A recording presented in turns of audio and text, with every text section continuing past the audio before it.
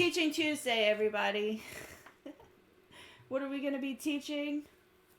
A whole bunch of garbage. That's what we're going to be teaching. No, I got some people asked on my YouTube channel about making or like going over the cleric and stuff.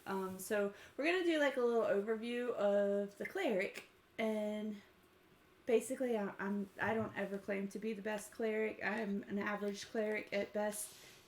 Your voice isn't included. 1 second.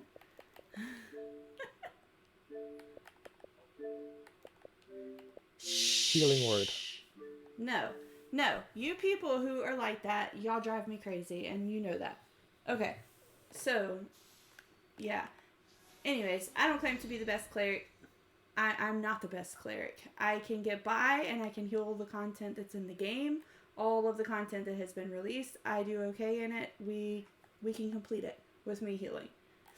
We've done flawlesses in all of them with me healing. That doesn't make me like the authority of clerics. I am by far not the authority on clerics. A lot of the times I rely on my friends to help me with my builds, and also like they give me a lot of advice on like what to run and stuff as well, and I take their advice because a lot of them know a lot more about this game than I do. Okay, Kian here somewhere. I don't know where he went. Oh, you want me to stand still? Righty. There's Kian. Kian is also a cleric, formerly known as Mercy. Formerly known as Erica Gap Mercy, formerly previous known as Mercy. Yes. He's a much better cleric than I am, but I've learned a lot from him, so that's good news. Kind of, if I actually put it into play. Yes. Shut your mouth. Okay, so we was talking the other day, and we were like talking about like all the different kinds of clerics that you run into the game, and like there's so many different ways that you can heal as the cleric, and you get these people like Kian over here, who's also like, all you have to do to be good at playing a cleric is chuck healing words. That makes you a good cleric automatically, and I'm like, oh, but does it? Because it makes not you necessarily. Not necessarily. Throwing a healing word isn't all that it entails, regardless of what these guys who think, like, try to make everybody think that it's so easy and all of that jazz.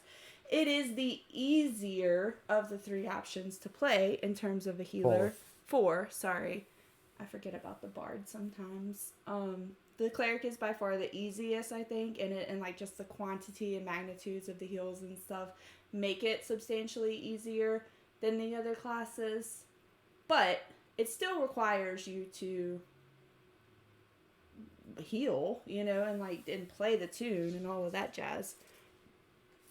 You can't just stand there and throw healing words and everything's fine. Right? I mean, I do more than chuck a healing word, yes, to keep people alive. However, in scaled content, you could maybe get by with just healing word. Oh my god. In master content, not so much. Just a healing word. Actually, maybe. I don't know. In scaled content, maybe. In master, you're definitely going to want to change it up a little bit. Just because in most scaled content, like, stuff doesn't really tick for that much damage anymore. Yeah. Besides some outliers, which tick for a lot. Yeah, so you've but got you go to healers master content, that, everything hurts. like, prioritize different powers over one or the other, different dailies over one or the other, different feats over one or the others for whatever reasons. You've got healers like these little clerics running around with healing companions with them and stuff. Like, I don't necessarily think that the cleric requires any sort of other additional heals in terms of the companions and stuff, but it happens in the game. You have the healers who solely want to focus on their own stats and like maxing them out as much as possible and not in any way buffing the group or anything to do with the group, which to each their own, I guess, but like a lot of times your group wants the support to actually support the group. Then on the other hand, you have people who play where they put so much effort into supporting the group where they sacrifice their own stats as a healer and stuff too, which may not always be the most beneficial thing. It may work for what they're doing, but may not work for everybody. So, I don't know. And I think the most important thing with that is not sacrificing too much. Like there has to be a balance if you're going to sacrifice your heals to buff the group. And especially making sure if you are sacrificing something, that the thing you're sacrificing it for actually works. So a classic example is the cleric and clerics who run the Great Ring or the the Ring of Darkness. It doesn't work on the cleric unless you're specifically sacrificing actual powers like healing powers, divine glow, bastion, healing word, whatever it is. You have to sacrifice actual powers to have really low uptimes on those rings. And people will equip them and they won't be able to proc them and they'll sacrifice actual heals You can proc it every to 30 equip these seconds buffs. with your hawk, right? Yes, you can. Or you could then chuck on stuff like Sunburst Yeah, but and the like point all is, this like, those jazz. things are very, like, doing that in that method, that's all very low uptime, you know, to be procking something every 30 seconds by just utilizing your hawk.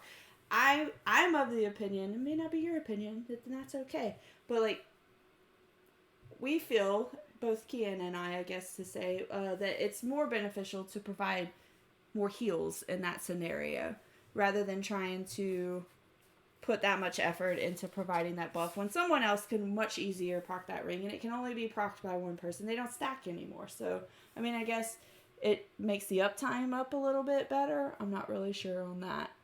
But, like, it would be more beneficial to put a tank on the Grace Ring or something rather than you as a cleric healer try to run the Grace Ring or the Darkness Ring if you wanted that in your group. Okay. Yeah. So, we're just gonna like pretend that people are listening. Yes. Yeah, because to a sense, I think people forget that since we went to mod 16, because pre-mod 16 the cleric was all buffs. And I think people are trying to hold on to that buff, like because before that, every like no cleric healed. Like there was no Yeah. cleric in this game that played endgame content that healed. They buffed. You had AA, Anointed Army, Break the Spirit, Exaltation, all that jazz. They Yeah. just buffed, and people are just trying to latch onto that. Clerics nowadays, they're like every healer has their own things. Like you have the Bard. Bard has okay heals, amazing buffs. Paladin's got really good shields. All I can say about the Paladin's got really good shields. We've got people that don't take crazy damage. Paladin can be argued as one of the best healers in the game if you have a really good group. The Warlock, obviously, is the Warlock. I mean, it's not much to say about it. Content isn't the best for it right now, but you can complete content with it. In my opinion, the Cleric is just made to heal. Like, you don't provide crazy buffs with a Cleric heal. You shouldn't. Like, by all means, put on Spine Devil. We'll get to that later. Yeah. For the most part, on a Cleric, you just want to heal. And people say, but the Cleric overheals. I mean, I think a tank would appreciate a 500k tick over a 300k tick. Like you can Well, I overheal the think that like a DPS. lot of times too, they're just speaking in terms of like wasted heals as well. Like you can like if they're only missing 300k hit HP and you heal for 500k, obviously the heal's only 300k regardless of whether it comes from someone that's healing 300k or someone that healed Hmm. 200k additional. Do you get what I'm saying in terms of that? Yeah, but like for the times like where like tanks take like in Tom for example, we take the magic missiles. You can't overheal a tank there. Like the tank will take all the heals it can get at that Oh, point. I agree. I've tanked in there and I've died to those magic missiles and I've been like, Yes. heal me more. Heal me So when more. people say the cleric's overhealing, Yeah. that's only for like a DPS point of view. You can't overheal a tank because you want to keep that tank alive and like it's gonna take bigger hits. So if you're overhealing DPS, you're not overhealing a tank. Like you're Yeah. filling them up quicker. They're taking big hits. So Okay. overhealing on a cleric, in my opinion, is fine. Okay. So Oi, oi. we're gonna go through like just talking about the cleric and stuff as well. Starting off like if you're just starting a character and you're over here and you're like I want to play a cleric and I want to be in game I want to be a healer cleric. Um, start like the very first choice you're gonna have to pick is gonna be the race that you choose. some people say races don't matter, you know, go for the one that looks the best, whichever one you're going to enjoy playing. I agree with that in a sense. For the most part, I will not play a Dragonborn. I do not like them. I don't want to look at them. So No I'm not one going to likes race them. reroll to a Dragonborn, regardless of whatever stats it has. Or Gith Yankee. Like, I don't want to be a Gith Yankee. I don't like it. But if you are trying to pick a race that is a good race for you as a healer class, I would say that there's really 3 main races that are the decent ones to go for. One's going to be the top one if you're going to go for like support role is going to be one of the drow classes, either like the regular drow or the Menzo Baranzan drow or whatever that one is. If you usually play with like a set group of people a lot of times and stuff too, like Kian right here, his cleric is rolled to the Menzo Baranzan drow, and my tank is actually the regular drow. And those 2 buffs stack with each other. So like you can plan accordingly if you have like people that you play with all of the time and stuff. That way, if I was also a Menzo Baranzan drow and he is a Menzo Baranzan drow, we're not benefiting from that twice. We're only getting the 1 set of buff from that. So it works out in terms of that. But then again, some people don't like playing drows. Some people don't like the look of the drows or whatever it may be that you don't like about the drows, and you don't want to be that. I am a drow on a couple of my tunes, but I am an Aasimar on this tune, strictly because of its looks. To me, the Aasimar is one of the better looking classes in the game. Not necessarily that it is the better looking class, you just have much more customization in terms of the Aasimar race. And I am somebody who doesn't really care that much about my race to where I'm like, oh no, I've just wrecked my world because I chose the wrong race or something like that.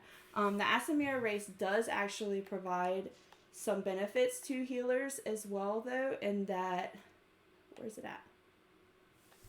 So being an Aasimar, I get 2% outgoing healing, incoming healing, power, and defense.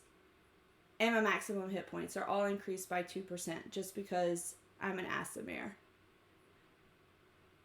So that's decent, right? In terms of the healer class. One of the better ones, because Yeah. power and outgoing healing are your 2 most Yes. important stats on a healer. And then also, I give increased hit points to all nearby party members as well. So people that are in a group with me will also get an extra 2% hit points because I am an Aasimar. This only applies one time if there's multiple Aasimars in the group. Obviously, you don't get 10% extra if there's 5 of you or anything like that. You still just get the 2%. The third class that I would say, if you're going for stat purposes in terms of the healer and you're picking a race that you want to pick because it's going to benefit you stat wise, the best choice for that would probably be a wood elf, because you're going to get that. No? Well, still to this day, in my opinion, the best race, if you're going for raw stats, is still the Dragonborn. No, we already said we're not talking about Dragonborns. We don't like those. Technically, if you want the best stats, because it's 3% power and crit. It's 3% power and crit, but nobody likes Dragonborns. Nobody wants to be a Dragonborn, but he's right. If you want the best in terms of stats, it's going to be Dragonborn. But if you don't want to look like an ugly Dragonborn, the next best option would be the Wood Elf. It's going to be the Wood Elf. Yes, 100%. That's going to help you with your crit. And on a Cleric, crit can be an issue at times. Unless you want to fork out on Devil's Precisions and like Quicklings that cost like 3 million and stuff. All that jazz. So then... Crit ain't cheap to come by. The next thing that's going to happen, because all of these classes are going to pop up and they're going to have those little boxes where it's like, give yourself your attribute points, where you have to +2 to something or +1 to whatever before you even roll your character. The Aasimar race, I know for sure you pick any two stats that you want to pick. I think the Wood Elf is like, ooh, I should have researched this. I think the Wood Elf is wisdom and intelligence or wisdom and charisma. I think. Wisdom and intelligence or wisdom and charisma? Yeah, I think those are the two options you get Okay. with the Wood Elf. So people go a couple different ways in terms of the cleric. Like Kian is actually statted differently than I am on my attributes. I'm statted into constitution and into wisdom. So wisdom you're always going to want to pick because that's your outgoing healing. And as a healer, you want to go into wisdom for your outgoing healing. You want to try to put your percentages in there. The other thing that you could pick from is going to be like you have charisma, dexterity, and constitution. So Constitution, I'm statted into Constitution right now because this was previously an AP loadout that I had made, which I'm still statted into it because I don't need anything from the other points right now. So I just stayed in Constitution for the action point gain. Dexterity will give you extra crit severity and movement speed if you stat into that. Crit severity, it's not really, I wouldn't say it's like a struggle to find crit severity as a cleric. No. I mean, it's personal. I mean, it's personal preference. If you feel like you don't have like, let's say, a mythic crit sev collar and you're missing that Mm-hmm. 2% crit like sev, like it might be handy to put 4 points into Dex and then two into Yeah, the it Constitution. does. If you stat into dexterity, it does give you a little bit more leeway too in terms of being able to move other stuff around as well. And like you can play with your gear and pickle a little bit more if you're picking up crit sevs in other places. Dexterity is a viable option for a healer to stat into as well. In I mean, I say charisma, but not no really. I mean, your forte as a healer is divinity Divinity regen. It's not regen. power like the other classes. Um, yeah, so it's divinity regen, crit severity, and deflect. So you're getting. How does that work? It's 50%, 25, and 25. Mm-hmm. Yeah. So you're Yeah. getting 50% of your forte into divinity regen, 25 into crit sev, and 25 into deflect. Um, I mean, I don't really know that I feel like my divinity regeneration is like that bad. To be like, oh man, I wish I had more divinity regeneration. I don't know That's the though. interesting.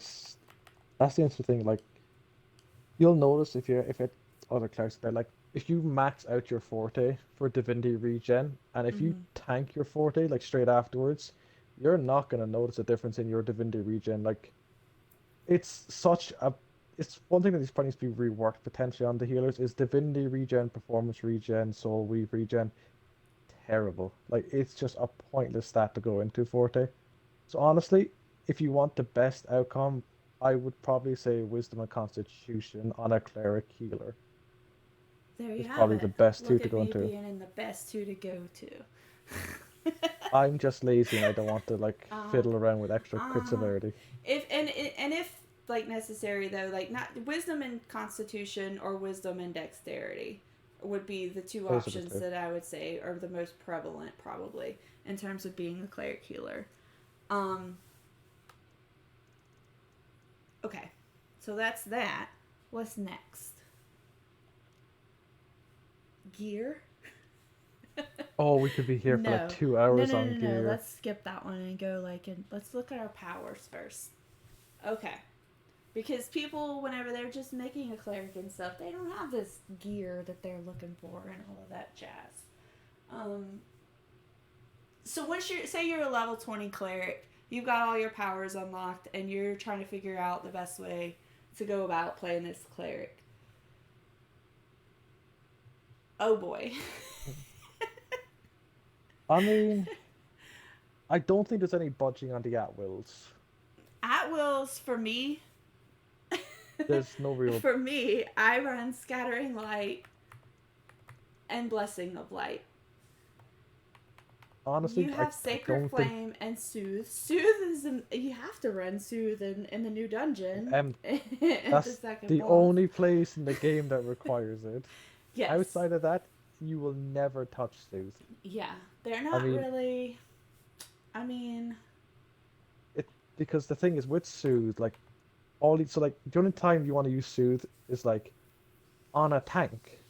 But honestly, you could just chuck a Bastion on a tank and it does the exact same thing in like half the time. Mm-hmm. Like Soothe is just another thing. It has a feat, but the feat doesn't make it that much better. Yeah. Like I think there's no real, in my opinion, there's no budging on the two at wills, just because as well they give a silly amount of AP as well. Yeah. A So silly these amount of two AP. at wills, Scattering Light and Blessing of Light, can both be used to get your dailies back in a very rapid manner in the game by animation canceling. I know that's a hot topic recently. You know, people talking about animation canceling and whether that's like an exploit or something like that. It is what it is. Like everybody animation cancels on a cleric. You don't see anybody sitting over here. Let's go to this dummy. Using their scattering light at this rate. Unless they're leveling and they literally cannot animation cancel it. Or they don't know any better. Yeah, or they haven't, they don't know how to animation cancel. And once they learn, I promise you won't see them using their scattering light like this ever again. Yeah. Also, you'll see people doing this all of the time, just when they're like standing there, because why not? Flap your arms. Okay, so in terms of the at-wills, those two at-wills are pretty standard amongst all of the clerics in the whole of Neverwinter. They run. They're locked in place. They don't budge. They run. Besides MTOS, second boss. Yes, they like, run Scattering Light any... and they run Soothe. I mean Blessing of Light. Sorry, Scattering Light and they run Blessing of Light. No. Scattering Light is a damaging at-will. It does radiant damage to enemies. So that's what you can use to like hit stuff, I guess, and proc anything that might proc of your gear, which we haven't even talked about yet, but that would be like your apocalypse set if you're running the apocalypse set. And then Soothe, no, not Soothe. Why do I keep saying Soothe? Blessing of Light it's a buff at will. So every time you do this, your next heal is going to be buffed by 10%. So you always want to make sure that you use that at will before you do anything else. And when you use that at will, it'll put that little yellow glowy halo around your head. Look at me with my yellow glowy halo. And while that's active around my head, the period of time for me to like throw a heal and it be buffed is still up. And once it disappears though, I would have to do it again for it to be buffed. Okay. In terms of encounter powers as a healer, there's a couple of options here. Things that I will always have on my tray, regardless of what I'm running, is going to be Healing Word. I don't take Healing Word off. You've got people that play who don't use Healing Word and stuff. I need Healing Word as a cleric, and I would appreciate it if I'm a DPS and I have a Healing Word on me also. I want the heal over time that's given to me from that Healing Word. Powers that I will switch in and out between, I use Bastion of Health. Oh, I moved. Divine Glow. And then sometimes if it's necessary, I'll run Astral Shield or Intercession. When I'm running like lower level dungeons and stuff, I'll generally, or dragon hunts, I'll put on Intercession just because I'm lazy. And sometimes I can't like target the people fast enough to heal them with my Bastion or something, and so the Intercession would come in handy in those scenarios. Sometimes I run like Healing Word, Bastion, and Intercession and take Divine Glow off. Most of the time though, my tray looks like this. I run Divine Glow, Healing Word, and Bastion for like 90% of the content that we play. What does yours look like, Kian? Identical, but depending, it's encounters like healing word is locked in place. It can't Mm-hmm. come off in this state of the game because in the majority of content we're scattered at some point of like any boss you're scattered. So like you can't just like waste divinity bashing one person like once or twice because they're not in range of a healing word. So healing word is locked. It then comes down to a couple of extra powers like if the fight is very short. Like, let's say you're doing scaled content and the boss hasn't got a lot of health. You don't expect the fight to last very long. You can take off Divine Glow because you're not going to need Divinity regen because, yeah, you're never going to run out of Divinity because of the length of the fight. Divine Glows, realistically, for longer fights, we're just going to want the extra bump of Divinity. Uh, the other things you can run, I mean, in terms of like T9 and Tiamat, you want to Oh, run Cleansing cleanse. Light. Yeah. Cleansing Light's a big one for like certain bosses that have like poison dots, stuns, Mm-hmm. like some dots can be cleansed in the game by Cleansing Light, and it's a really underutilized because it heals at the same time. Like it gives everyone, it doesn't just cleanse, it gives a heal as well. I think that's an underutilized one. I mean, intercession would be in shorter fights, you just chuck that on. Or if you're confident in your divinity, because Divine Glow is only 100 divinity, I think, then you could just chuck on intercession, which you should solely use on the tank. Intercession, in my opinion, should only ever be used on the tank to save the tank. Hmm. The DPS should have enough heal over times that they're either like they don't deserve the intercession at that point. The other thing you can run is like Astral Shield. That's for damage resistance for the group. That's content specific again, more aimed at Master Trials. Exaltation's another one you can use, but that's I have more never ran used. exaltation ever. Never Yeah, once. so Exaltation's That's a lot of people who run overflowing spirit yeah, I would use say you want to exaltation though. combine. Yeah, that's the only place I'd ever use it is with Overflowing Spirit, which is an entirely Mm. different conversation. And I mean, it's not terrible, but yeah, Yeah. that's a very specific power that you're going to use. Other ones you can use as well is the only other one you could probably use is Geese. Now, I haven't used Geese in years. Oh my gosh. However, if you really want to squeak out the DR, like to give your team more like DR, take less damage, like let's say for a certain mechanic that's going to hit like a truck for a split second, so like white noise and Zariel, you could theoretically chuck on geeks and then take it off straight afterwards. And then if you know it's coming again, you could put it back on.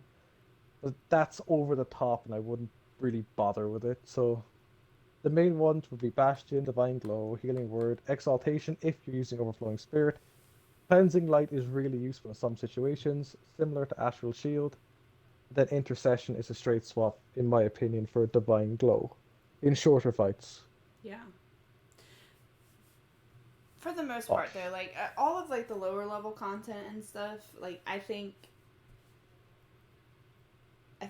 running a combination of Bastion, Divine Glow, Healing Word, and Intercession throughout would be sufficient enough to get anyone who's just trying to figure out how to play a cleric through that content. There's a couple a small percentage of those dungeons and lower level dungeons and stuff like that, or even in the advanced cube dungeons and stuff, where you would need to run like cleansing light, like T9 for example on the last boss. Everybody's been there and everybody's got that electric on them, and you're trying to do something and it's like zzz, just kidding, and then you try to do it again and it's like zzz, just kidding. That would be really helpful if the cleric, if there is one, or whatever healer is in there, cleansed you at that moment so that you didn't keep getting that electric debuff on you. But a lot of people don't know to run cleanse in that scenario. But that would definitely be a mhm. scenario that you could cleanse as a cleric, or any healer honestly can cleanse those debuffs off of you. Another thing would be like in LOM, whenever on Trobriand, if two people chain themselves together with the polarities, if they clash together and they get the polarity debuff on them, that it shows up in your debuff bar as little chains, you have to cleanse twice to get rid of it. But that will get rid of the chain off of the players that have them Mhm. in there. Yes. Very underutilized power that even endgame players don't even use. Like a lot of endgame clerics I play with, they won't put on cleanse. I mean, but it's like in certain content it just helps out so much. Like it Yeah. really does. It can be like the difference between like people like multiple people dying and not dying, especially in like Tiamat as well. Tiamat being I think it being a necessity on one of the healers during Severin, like an actual necessity for most groups. Yeah. Okay. JMO, welcome to the party. I'm trying to give him like a little heads up. JMO! Jim was not in the party.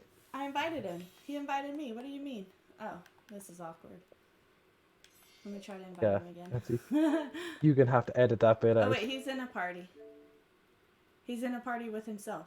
JMO, get out of there! You can edit this? Healthy. Yeah, I will. It's fine. We're fine. Okay. So People moving watching on past encounters down to daily powers. Oh, hold on just a second. JMO, what is Yeah. hello. Would you like to join us in Cleric 101 discussion? We're on the Or if it healer. involves We're not talking arbiters. about your silly DPS paragon. I'm just The kidding. best class ever. What? Are you streaming right now? Yeah. Mm-hmm. Okay. Just give it like. Do I need to like?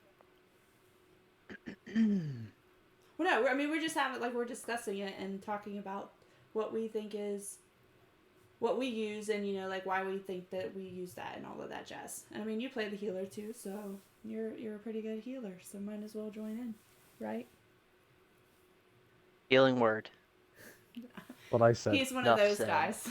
Another one of those guys has just joined the party where they're like, Cleric is brain dead, just healing word and you'll be fine. It is because you can do so many. So here's my case in point. There's so many people, even if you're like on PC and everything, you talk to them. They're like, oh, I don't even use Bastion. I use Healing Word. I use I've heard some of them talk about using Astral Shield and Divine Intervention. Just like, Divine intervention. or excuse me, Divine gosh, glow? what is it? I have to. No, I'm sorry. The Exaltation. heal. Intercession. No, the big heal, the 1800 magnitude. Intercession. Intercession, that's it. Sorry.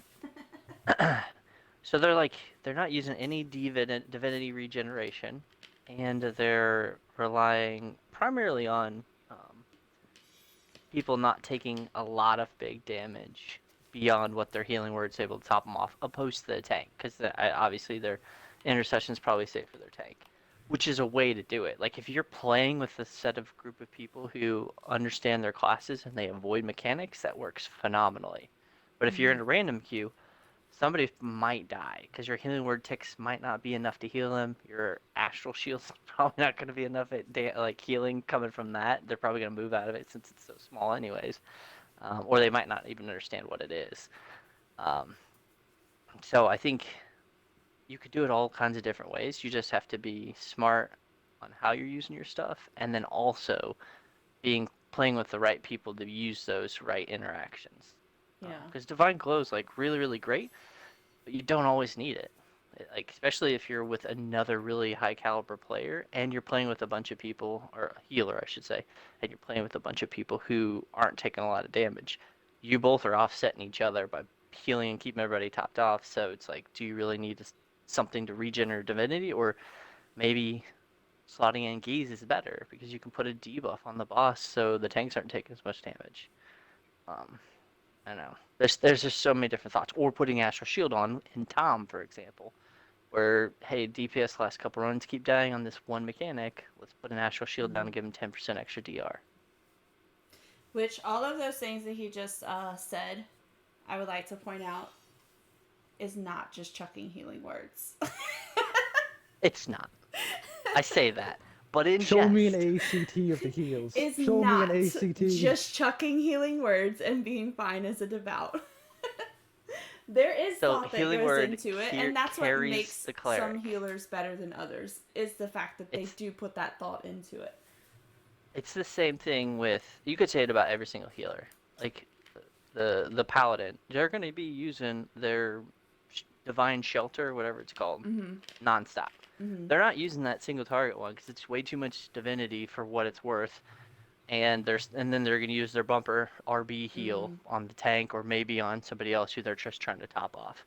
So they're getting carried by one. They're using another one to regen divinity, and they're using another one to give them more divinity and also bump up their outgoing healing. So like they're a pretty brainless healer as well when it all boils down to it. Bard's the same way. Like you're basically healing with two different things and then using your daily as much as you possibly can. Um, so it's not like the healers across the board. And same thing can be said for the Soul Weaver. Like you're using your Soul Storm to top everybody off, hoping that they stand in it. Yeah. And then you might be using your spot heal That's a at very will to top broad people off. statement, though. Like, even if you are just like chucking, even like, yeah, okay, because that's the standard heal kind of thing, you know. But it's like healing word is pretty. It's. I It's the mean, I would central like heal to to the say class. that it is the central, like, yeah, like that is the main heal that you have as the cleric is the healing word. So obviously you're gonna be using the healing word and stuff. It's not like, I mean, there are people that have done it before in the past, you know, that don't even run healing word. And Yeah, I'll be you honest, could like I've absolutely been do in it that runs way. and like have not even like with these people who don't run it, and I'm like, I haven't noticed a substantial lack of heals or anything like that. But I mean, this was a while back. This isn't recently or anything. But it's still like that requires you to make adjustments elsewhere and stuff, and it obviously would make you work a little bit harder as a healer not using that healing word. That's something that I say about the differences between the heal classes as well, in terms of, so the bard, the paladin, and the cleric all have a heal that seeks out their target. Like it goes to the target by itself. You don't have to really aim. Like you don't have to aim healing word. You just have to make sure that they're within the radius of where healing word will go to reach them. If they're like on the complete opposite side of the map in Narnia over there and you throw a healing word, it's obvious, like it's not going to hit them. And so in that case, like, yeah, you chose a bad time to throw a healing word. But in terms of like the differences between the bard, the paladin, and the cleric versus the warlock, like the warlock does have a heal, it's vampiric embrace, that will go to wherever and heal somebody, but that's not a commonly used heal power on the warlock, just because it's so expensive to use in terms of your soul spark, soul weave, what's it called? I don't even remember. Soul Weave. Yeah, it's not feasible to long-term heal per se with vampiric embrace. So you have static heals as a warlock. So it takes a little bit more of a skill level, I would say, to play that than some of the other classes, just because you have to be anticipating your DPSs and your tanks' movements and stuff as well. And also it relies on the group not being ridiculous and moving out of your heals and stuff. Because they get so used to playing with like a cleric that, or paladin or bard, where the heals are automatically going on you and you don't have to worry about it. Whereas the warlock really has to focus on keeping you bunched together, or telling you, hey, this is going down here, you need to move into it to get a heal over time or whatever. Yeah. Okay, anyway, so that's our chat about that. Moving on to daily powers. Okay, so in terms of like being a healer cleric, a devout, I only use 3 possible scenarios of my daily power. That's going to be Hallowed Ground, Anointed Army, or Guardian of Life.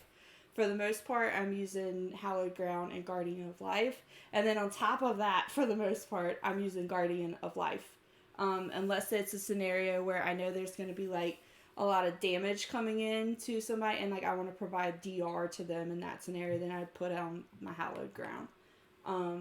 Because DR, damage reduction, reduces the amount of damage that they take while they're standing in that hallowed, and as opposed to just giving them a heal, which is what the Guardian of Life does.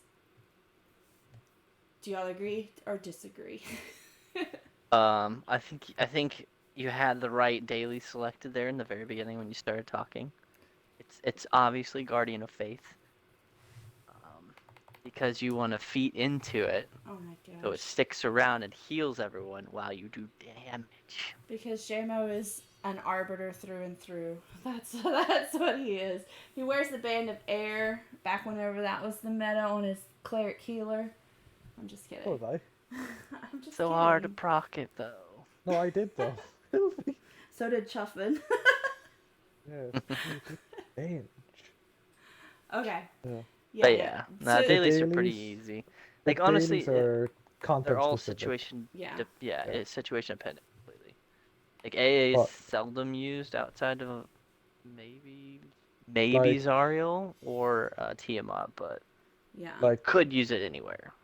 Like it really comes the down only to like places I've ever used Anointed Army healing have been in Tiamat and then Crown. Like I've popped AA on the group in Crown before the dragon blowback, like the pushback, so that the fall damage eats the AA. Hmm. But I mean I could that's see really, that. and that's only because there's another cleric and like, we healed double clerics and they're popping Oh there. yeah. Yeah, so I mean it's very situational in terms of that Anointed Army. But I use it Anointed just Army quite a good bit in. Well, it depends on my mood, honestly. In Tiamat, like whether I want to like try to time my Guardian of Life on the Dragon Breast or something, or if I just want to pop AA on them and let it eat that over it. it just comes down to like two things really. Are you moving or are you not moving? If you're not moving, Hallowed Ground is perfect. Slot that. If you're going to be scattered all over the place, you want AA or Angel of Life. Those are the two categories it realistically falls into. Are you Yeah. moving a lot or are you not moving a Well, lot? isn't there though? Okay, so we just recently talked about all of this too in terms of Hallowed Ground.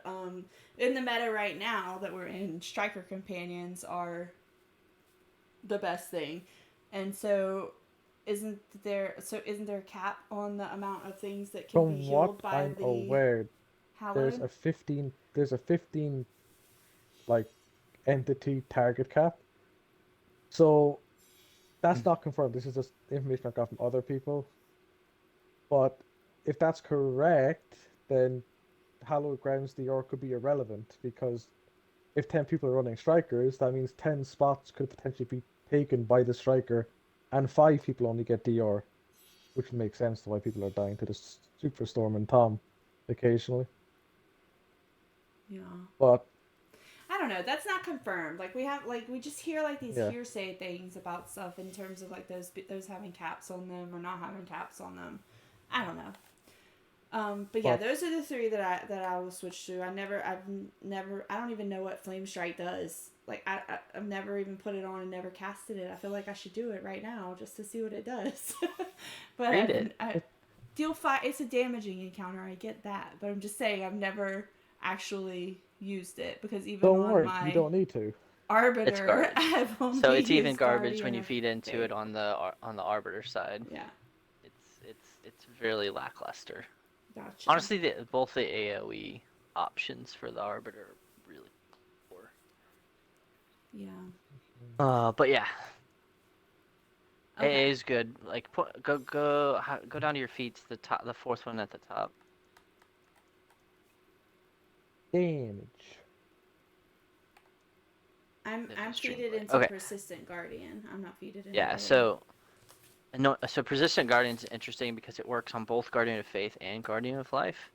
Guardian of Faith, like I was joking about, I use it in like random queues because the angel comes down, it like falls from the sky and like drops a big sword on the target. But then it'll just stick around and heal. Even though that initial thing was just damage, it stays around and heals and does everything because you're feeding into it. On the flip side, the Guardian of Life comes down and heals everybody, and then sticks around and does the same healing. Yeah. So when But when you pop your daily, you get a high magnitude heal of 800 and plus 500. A heal over time. A heal over yeah, time. it does a heal over time from that big.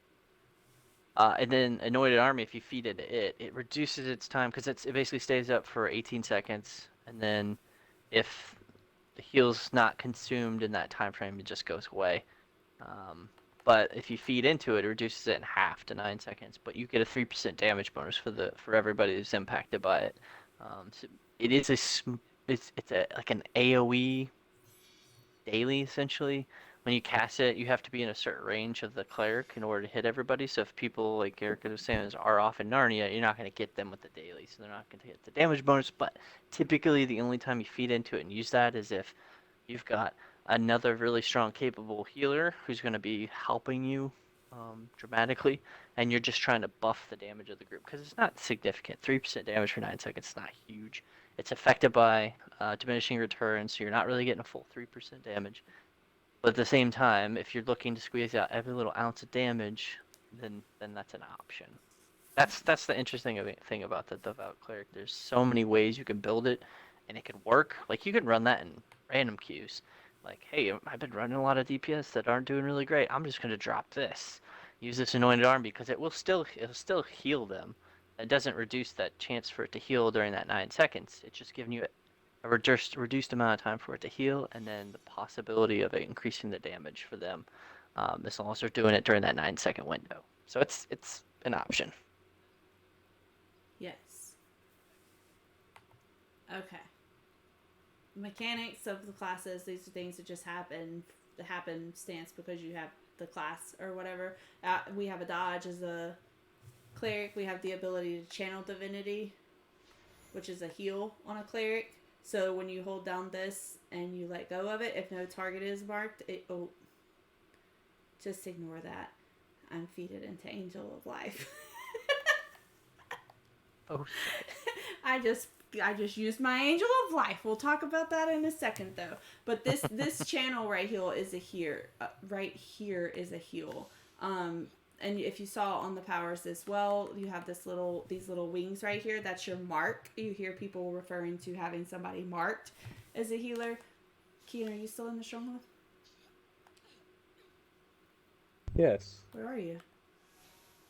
I was at the test dummies, but turn around. Oh, okay. So you need to be in a group with someone to mark them. You can't just mark any random people running around on the map or something like that. It'd be great if you could, but you can't. And to mark somebody, you just write bumper. Like, you point at that person and you write bumper at them, and then the little wings will show up above them, showing that they're marked. Conversely, if you if you're just running around by yourself and you use that mark heal, it'll heal you. Even if you don't have like the mark on yourself, but if you want to move that mark off of the person that you have marked to yourself, you usually just like look up and hit the right bumper. And if you see up there on my name bar, the wings are now above my above my name, as opposed to above Kian's name. Like, whenever I mark him looking for Peppa Pig, they're there. But whenever I do it like that, it's now on me, which means that heal is going to hit me instead of him whenever I channel divinity, which is the right And bumper. whoever you have marked whoever is marked gets an extra 5% healing. So you will get 5% more healing from them than everyone else does. Everyone that complains about it should be grateful because they're actually getting more healing than everyone else. Yes. Noted in your mark of divinity. So whoever is marked, it increases the effectiveness of any heal that you use on that player by 5% as well. So if I would like bastion myself, I muted him. If I'm like bastioning myself and Kian right now, my bastion that would be applied to myself is 5% more than what just happened to Kian. And then that's Forte. And what is this? What is this? Yeah, hold on. Let's read about righteousness. Oh, that's just lowering the Arbiter's healing costs to make it easier for Devout. Because you know how Arbiter has like Bastion and it costs a lot of divinity? Oh yeah, it just lowers the reduces the divinity. divinity cost of healing spells. I got you now. Yeah. Okay. It's your paragon specific power. I'm very righteous. Like mechanic. Okay. Yes. Okay, so as far as class feats, this can go There's a a number couple of ways. Also, like things that I've ran before being a cleric. I've ran hallowed armor. I've ran expanded faith. I've ran desperate prayers. I've ran swift prayers. And I've ran hallowed guide. Very rarely do I run Overflow Spirit. That's a thing. There's clerics that swear by Overflowing Spirit, and that's their go-to thing. I don't prefer it just because I find myself not healing in that scenario because I'm like waiting for my divinity to be full to heal, which is not always the best thing to do. It's good if you're running with like a group that doesn't take a lot of damage and you don't have to heal very often. But a lot of times in random groups and stuff like that, like that's not necessarily going to be the case. So I don't really know. It's just not. It doesn't suit my healing style, I guess. But people who do run it and they're accustomed to running it, more power to them. What do you guys run? Right now, I have Expanded Faith on, which increases my divinity by 150, and I have Hallowed Guide, which is when the target's within 15 foot of me, that's increased by 5%. I mean, it depends. Like, I mean, it really doesn't depend on the content anymore because I don't take hypos on. The only time I've ever run Hallowed Armor is if for some reason I was taking the hypo on Tom. Mm-hmm. I've never used it anywhere else besides that. I used to run it in Zerial whenever the clusters with Astral would run Shield. shot me. Then you could Astral Shield yourself as well, and then you get the Yeah. 10% from that. I mean, yeah, for the most part, I run haven't ran it Expanded in a Faith while. and Hallowed Guide. People say Expanded Faith is terrible, and there's like the alternatives to Expanded Faith don't make that much of a difference. Like Expanded Faith gives you an extra bastion, it gives you like nearly an extra healing word. Like it's an extra heal that you can just give it. Like the other options like don't make or break you. Like Desperate Prayers is like if you're proccing Desperate Prayers, you're probably gonna wipe because you've got no more heals left.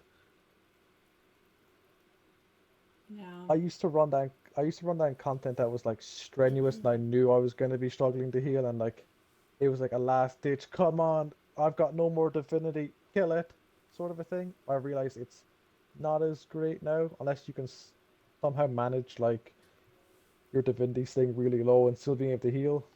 Yeah. Overflowing Spirit has a lot of flaws. The only time it's good is if it's a clean run. If anything goes wrong, you've literally wasted an entire class feat that does nothing.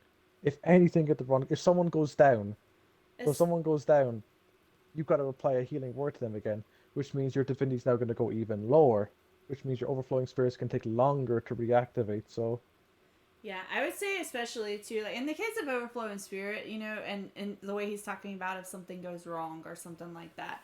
If you're running I don't know if these healers do or not that run Overflowing Spirit, but if you're depending on that 25% to cap your outgoing healing, when you're not at if you don't have that procced up because your divinity is not full, you're at 75% outgoing heal. Oh wait, no, I did that math. 65% outgoing healing, over 90% outgoing healing. And we just had a whole discussion about this yesterday because I was being really hard-headed over a ring.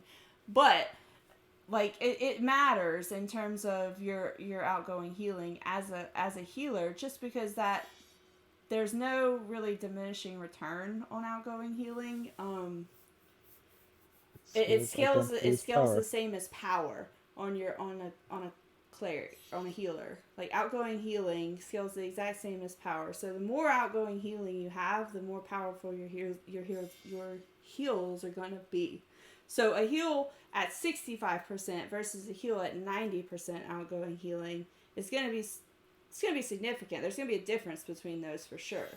And so like we just talked about, I know you all weren't here for this conversation, but yesterday in terms of like the way the cleric works, whenever you throw your healing word, it's up for 18 seconds. And then you have the opportunity to refresh your healing word because of one of the feats. Isn't it a feat? Yeah, it's the first feat. Yeah. Repeated blessing. So the repeated blessing feat down below, like you refresh that healing word with something that uses divinity or like a divinity using power. And if you refresh a healing word that was cast at 65% outgoing healing, you're refreshing it at 65% outgoing healing as well, not 90% outgoing healing. So, never tested that. Yeah, so it's still like I don't know. I feel like it's all good and fun if you can just like chuck a healing word every now and then and your group is going to be fine. But a lot of times that's not the case. I don't know. Anyway, moving on. I mean, I think it's probably similar to that of, so if anyone knows the rogue, like some rogues will swap the tactics in between dailies because they can swap their feats really quickly. That would be a similar thing to this, where you would run Overflowing Spirit, and then once you know stuff's going to hell, you can swap off it. However, the downside to that is once you flip off of it, you are then stuck at 65% outgoing healing for the rest of the run if you flip off of it. Unless these people are capping their outgoing healing like without Overflowing Spirit, but then I don't understand why you would run Overflowing Spirit if that's the case. Entirely. So I feel like a lot of these outgoing healing things are going out at 65% in that scenario. Yeah, like for the most part, I think a lot of people that run Overflowing Spirit just like seeing the 4/9 green stats, the 4/90 stats. Maybe it's just a cosmetic thing. In my opinion, it's a cosmetic feat. Oh, my stats look pretty. Yeah. But that's just my opinion on Overflowing Spirit. Maybe, but also, like, it's not necessary to get to 90 either. Like, you don't have to run Overflowing Spirit to have 90 outgoing healing. Okay, so in terms of the class feats on the Cleric, so we were talking about Soothe earlier, and that you could feat into Soothe to make your Soothe stronger, and so that it does a larger heal. I don't really know Repeated Blessings is too of strong. anybody that uses that strong. Just because like we said earlier, Healing Word is in all three of our healer stances, Healing Word is like our main heal that we use. So we want to do whatever we can to help our Healing Word out. And the less times that we have to cast Healing Word, the better. So if we have Repeated Blessings on, we cast the Healing Word, we can then refresh that Healing Word up to 3 times. Because you can refresh it by 6 seconds each time up to the original duration, which is 18 seconds. So theoretically speaking, you could cast 1 Healing Word and then refresh it. Before, I know back in like Zerial time, Astral Shield was really good to be using to refresh your Healing Word, because you could Astral Shield the tank whenever they go to take the tank buster, and then channel out of it, and then that right there refreshed your Healing Word. Like anything that uses divinity refreshes your Healing Word. So whenever you bastion someone, or another Healing Word obviously casts another Healing Word. It doesn't refresh the other Healing Word. Or Papa Fatty daily. Yeah. So this, like using that, cast that, or even using your daily will refresh your Healing Word. So you can keep one Healing Word up for 36 seconds, theoretically. I mean, does that always happen? Maybe not. I know I probably throw more healing, like a Healing Word every 15 or 20 seconds or something. I don't know.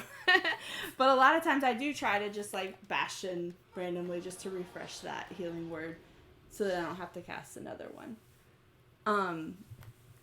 Okay, so the second feat is Cycle of Prayers or Battle Prayer. So Battle Prayer is about it. So that's this one, the Channel Divinity. So if you're feeded into that bottom one and you use something that uses divinity, I was feeded into that during Zerial. So whenever you did that and then you did that, it would be a full bumper heal on somebody. Like, see how long it takes to charge up your meter? Otherwise, it takes a little while to do I don't want to activate my angel again, so I'm not showing y'all. But it does, like, it takes a long time to get the full benefit of your heal. Whereas if you're feeded into that Battle Prayer, it's just a 1 second boom, and then it was done, and it would be the full heal.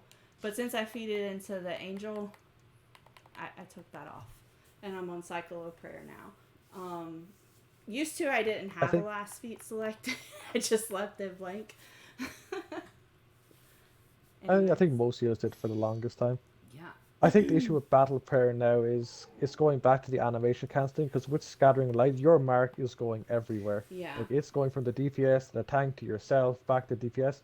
you can't guarantee that you're going to have that mark, especially on console where the targeting for the mark is on PC it would be fine.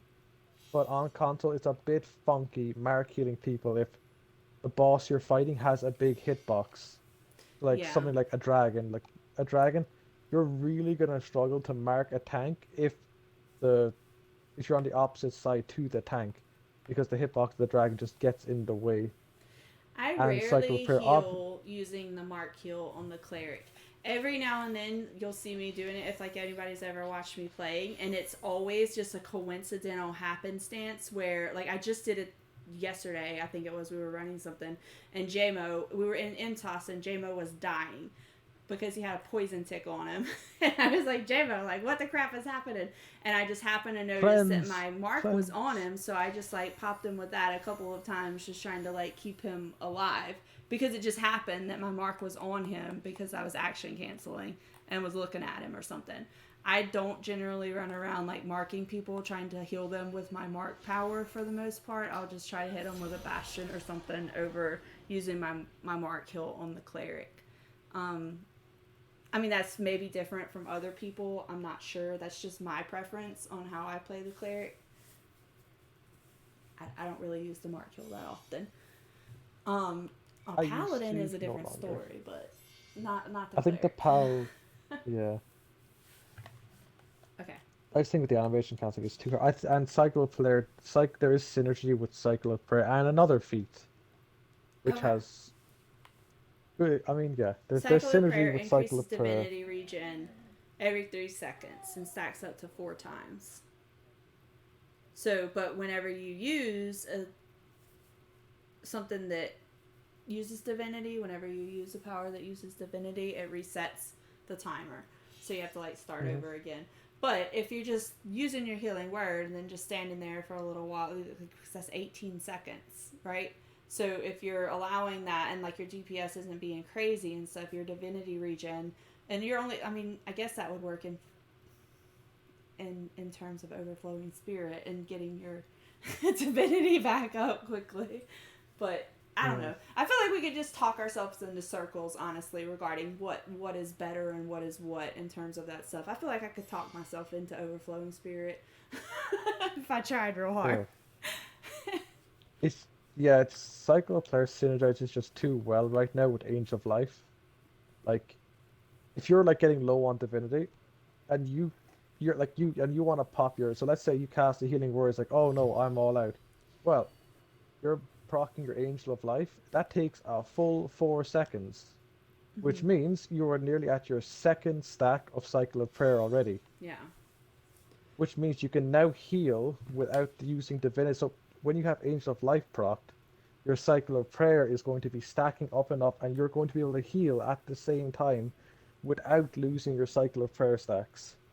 So you can heal and keep that up at the same time with Angel of Life. Because Angel of Life lasts 12 seconds, and then you staying in your mark stance is a further 4, which means you're at the maximum 4 stacks for at least 4 seconds, and you're able to heal for the full 12 seconds and not. Yeah, so you're consistently still healing while your divinity is regenning because you have that feat on without actually using any divinity to heal. Yeah.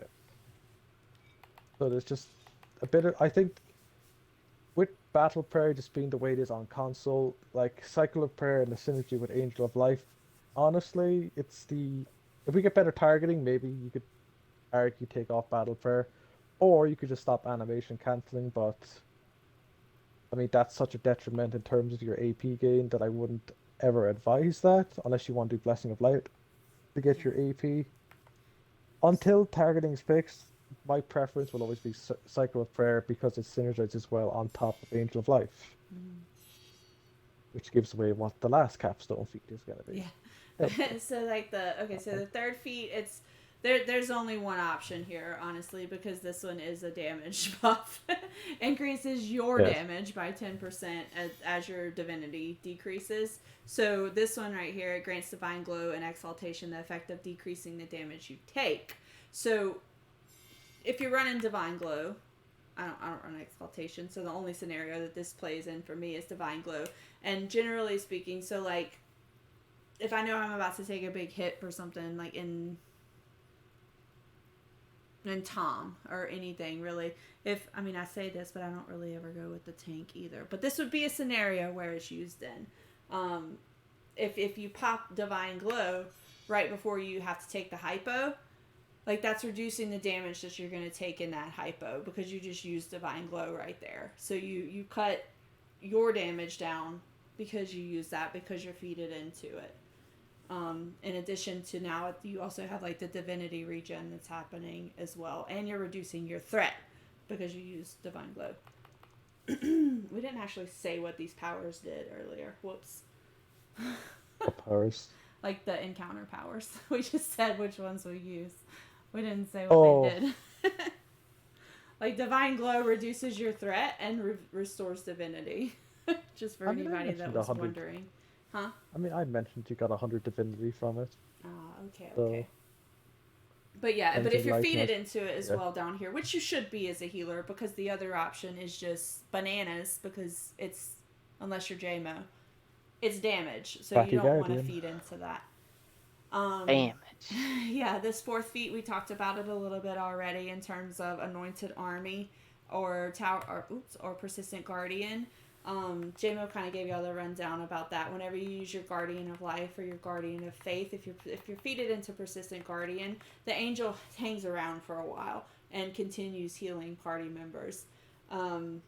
It's actually it's a really good feat there, that Guardian of Life. I recommend it over the Anointed Army, unless you're trying to do something specific, like JMO had said, and you're trying to up your damage by that 3% for your group for whatever reason or another. Yeah, then you could, but even still, like, yeah, I guess you could feed into it. It's very minimal. Like that. It's probably not what you're going to want to do just for the run-of-the-mill daily thing. You're probably going to want to feed into this Persistent Guardian. In terms of the last feat, for the longest time, people were like, we're not even going to pick a last feat for clerics because we don't want that, because it makes your channel divinity so long for whatever it is. I think all three of us are feeded into Angel of Life. Are you? Correct. JMO, you are too? Okay, yeah. So yes. What this does is whenever you channel your divinity completely full, you have to hold it for 4 seconds to do that though. But when you channel divinity for 4 seconds, you're going to proc this Angel of Life. And what's going to happen whenever it's procced, you're going to be able to cast as many heals as you want during that 12-second time frame that it's cast, like that it's up.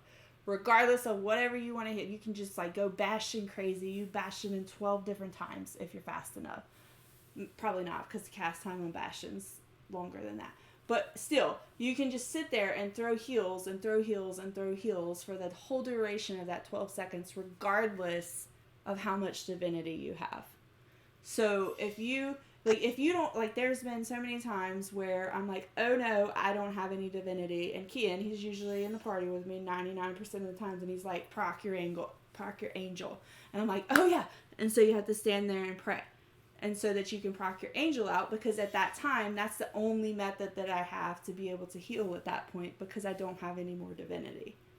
And so this is regardless of the divinity that I have. I now have this 12-second time frame that I can heal whatever I want to heal with. So it's good. What's y'all's thoughts on it? Since you're low on divinity, it's then synergizing again with Cycle of Prayer, because you're not using divinity and you're healing at the same time, which means your divinity comes back even quicker when you're low on divinity. So those two just synergize well together. I don't know the exact numbers on what divinity you get back from it. I know it works. Don't know what the numbers are, but I feel that when I'm at 4 stacks plus I hit Divine Glow, your divinity comes back at a reasonable pace to when you don't have both of them up. Yeah. Like there's a noticeable-ish difference. Yeah, so it would just literally, like, if you look at my divinity bar right now, it's full, and I just procced my angel, and so I can just sit here and heal and bastion and do whatever, make sure I throw that out. I actually wanted to buff that, but whatever. I'm still throwing stuff because my angel's still up and my divinity hasn't went down at all. So That's what that does. It does have a cooldown on it, though. You can only proc it once every 3 minutes, I think. 180 seconds, yeah. So once every 3 minutes, you can proc that angel. You can't just sit there and consistently keep it up throughout anything. But it'll put that little symbol right there. The angel of life thing will show up here in your buff bar whenever it's available to use. You may be able to see it depending on what sorting order you have your stuff in up there. I can see it for the most part in mine whenever it procs. And then I also have player proc power things turned on in my option menu. What's that called? Player triggered power names. That's the one. It'll pop up on my screen as well, and it'll say Angel of Life ready whenever it's ready to use, because I have this turned on in my options. This also, for anybody that doesn't know this, will it tells you pretty much everything. Like if you're on your Arbiter too, I'm pretty sure it's like it pops up and says like perfect balance and stuff whenever you hit perfect balance, so long as you have this turned on. It does, yes. Yeah, it does. I was like, I'm pretty sure it does. I can't exactly remember. It's really but I'm nice, pretty yeah. Sure it does. I mean, you should realize it because there's like a visual and like a delay. Well, yeah, I know. I'm just because whenever they changed that though, so many people were like, oh, or like even what's the thing on the side, what's on your Arbiter when the 5 pips fill up? What's that called again? I can't remember. Oh, your judgments? No, but like what's it called when you get the lucky one and it gives you 5 of them? Sudden verdict. Sudden verdict, yeah, Yep. like when sudden verdict procs and stuff too, it like even pops that up still, if you have that on. Okay, so that's the powers, guys, and your options for powers and stuff. Hey. As far as boons go on your cleric, You can get all of them. yeah, if you got all the boon points in the world, you can feed into whatever you want to. Primarily, if you're just going about filling in the boons as you go and stuff, though, go for power, and then crit strike, crit sev. So the main stats as a healer that you focus on, you don't have to worry about like accuracy or combat advantage or anything like that. The main 4 stats that you look for to cap as much as you can in terms of a healer is power, crit strike, crit sev, and outgoing healing. In terms of the importance of those, y'all correct me here if I'm wrong, because I don't actually know. I would say it's going to be like power, crit strike, outgoing healing, and then crit severity. Wrong. Wrong. Power, outgoing healing, crit strike, and crit sev. Okay. Power and outgoing healing They're are the equal. same. Yeah, okay. Yes. You want those. You want to maximize them as much as possible, capping preferably, but get them as high as you possibly can, because you get the most healing out of both of those stats. Okay. Then so crit strike, power, then crit outgoing severity. healing, then crit. I know crit sev is last. Because it's 50% effective. And deflect. So well, yeah. you have to have BiS halfling. Oh my gosh. For the deflect. 5% deflect. Jamie was trying to cap his deflect with his halfling. Okay. So in terms of boon points, like I have a decent amount of boon points. I don't have all the boon points, whatever, like that's not really what I'm worried about trying to focus on here. But I'm in power on all of the ones that I can be in power in, just because I'm a healer too, and like I'll take my extra hit points. Sure, like I'm in the hit points ones as well. And then crit strike and crit sev for sure. I have both of those selected. And then I'm also in movement speed. And then the main things though that are the ones that you want to like pick and choose from and be picky with are your tier 5 boons and your master boons as the healers. Obviously outgoing healing. I feel like that's a given, right? I don't know. Yes. There's and no then I'm an an AP game because I said before I'm kind of went towards more building towards AP game than anything else. You could be in Forte again if you wanted to, but I mean it's Divinity Regen. I wouldn't recommend it. So, and you don't really need any recharge reduction or anything crazy like that. Because all your powers are like They're majority is divinity divinity based. based. Yeah, unless you're using intercession, that's on a timer.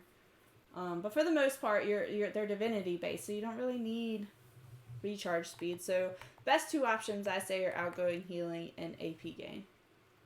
But it's whatever. As far as your master boon, I think all three of us are all in blessed resilience. It uh this one's actually, I mean, I've got two loadouts, I guess. One with blessed. For the most part, I use blessed resilience because I know the other healer is going to run blessed advantage. The issue What? I have with blessed, so if you're running like content with two healers, the majority of the time the other person is running blessed advantage. I find blessed resilience to be Oh, better just because I'm in you blessed get to resilience utilize on all. every one of my Yeah, healers. I think blessed resilience is better because I think this is like a big thing with this game is a lot of people will read it and be like, "Oh, that looks good." Like blessed advantage, like the rank one is you get it, someone gets a heal over time. That's great.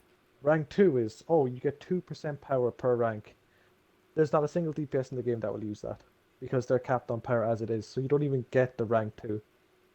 The third one is reduce the recharge speed of abilities by 5% per rank. Now that's pretty good. However, I think what a lot of people lose sight of in this game is they're so focused on damage that they don't see like the opposite side to it. To where Blessed Resilience giving you 6% defense, is giving you 6% like Yeah, but you said that other 6%. healers in blessed advantage. Like I don't like that's what I was saying. Like who's running blessed advantage though? Like I don't really get the You, benefit of blessed advantage over blessed it's the resilience. recharge speed, as in Oh, like I people mean, get more damage. But the thing come is, on that's where like I think that's now. where a lot of people go wrong in this game.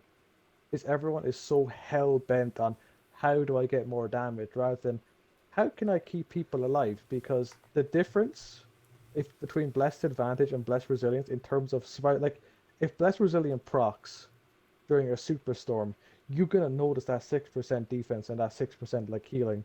And the Mhm. tank is going to be appreciating all the stamina is getting back for like absolutely Yeah, I nothing. mean it's all three things that are like everything from blessed resilience. That's a possibility. Like it's 2% defense, increased max health 2%, and you're healing stamina. So like it's, but that's per rank too. So it's really 6%. Yeah, So I don't know. I it's feel like that's all of my healers are in blessed resilience. I don't ever even think about if anybody's in blessed advantage. I'm like I don't care. I, I think people are too gung ho on damage rather than like adding survivability to people. I think that's where like a lot of the people, especially with like it's like the masterwork debate and all that jazz. People Mm-hmm. go, but it's not the best for damage. Well, masterwork is the best for the team. It might not be the Mm-hmm. best for you, but it's best for the team. And that's where a lot of people lose sight in this game. Yeah. Is they're so gung ho on, I want to burn it before I can take damage. Well, look at the new trial. You ain't burning nothing before you're taking that new damage, so you're going to want the masterwork. You're going to want the survivability when you're learning new content. Like people Yeah. overlook that aspect of the game. They're just so like, I need damage over everything. Where the other side is you can get a lot of survivability from blessed resilience, Yeah. which is why I Okay. run it for the most part. Okay. But yeah, it's Plus resilience through and through. Let's go. all right. Okay, so the other question, one of the questions that we get asked like the most in terms of because we have a lot of newer people in our guild and stuff, asking about like what companions should they have, what companions should they use. This is across all of the classes. Like we get it from like DPS, you hear it from tank people, you hear it from healer people. And then you always have to wonder like, do you mean like for your back page or do you mean summons? Like which companions are you talking about? Um, we're going to talk about a couple of companions that are good to have for both summon companions and things that you could obtain for the back page as a healer of any class that you play that's a healer. They're pretty universal and pretty much all of the classes use the same ones because it's just dependent upon those four stats that we want to focus on: the power, crit strike, crit sev, and outgoing healing. We'll start with summon companions, I guess, first and foremost. So support classes in our groups that we run. This isn't standard. You know, you have people that don't really run support companions too. We focus on our supports running support companions.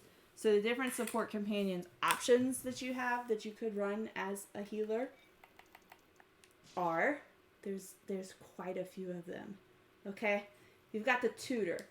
The tutor gives combat advantage to your team, but it only works if you're in a group of 5 people. If you're not running around with 5 people, like, it doesn't do anything.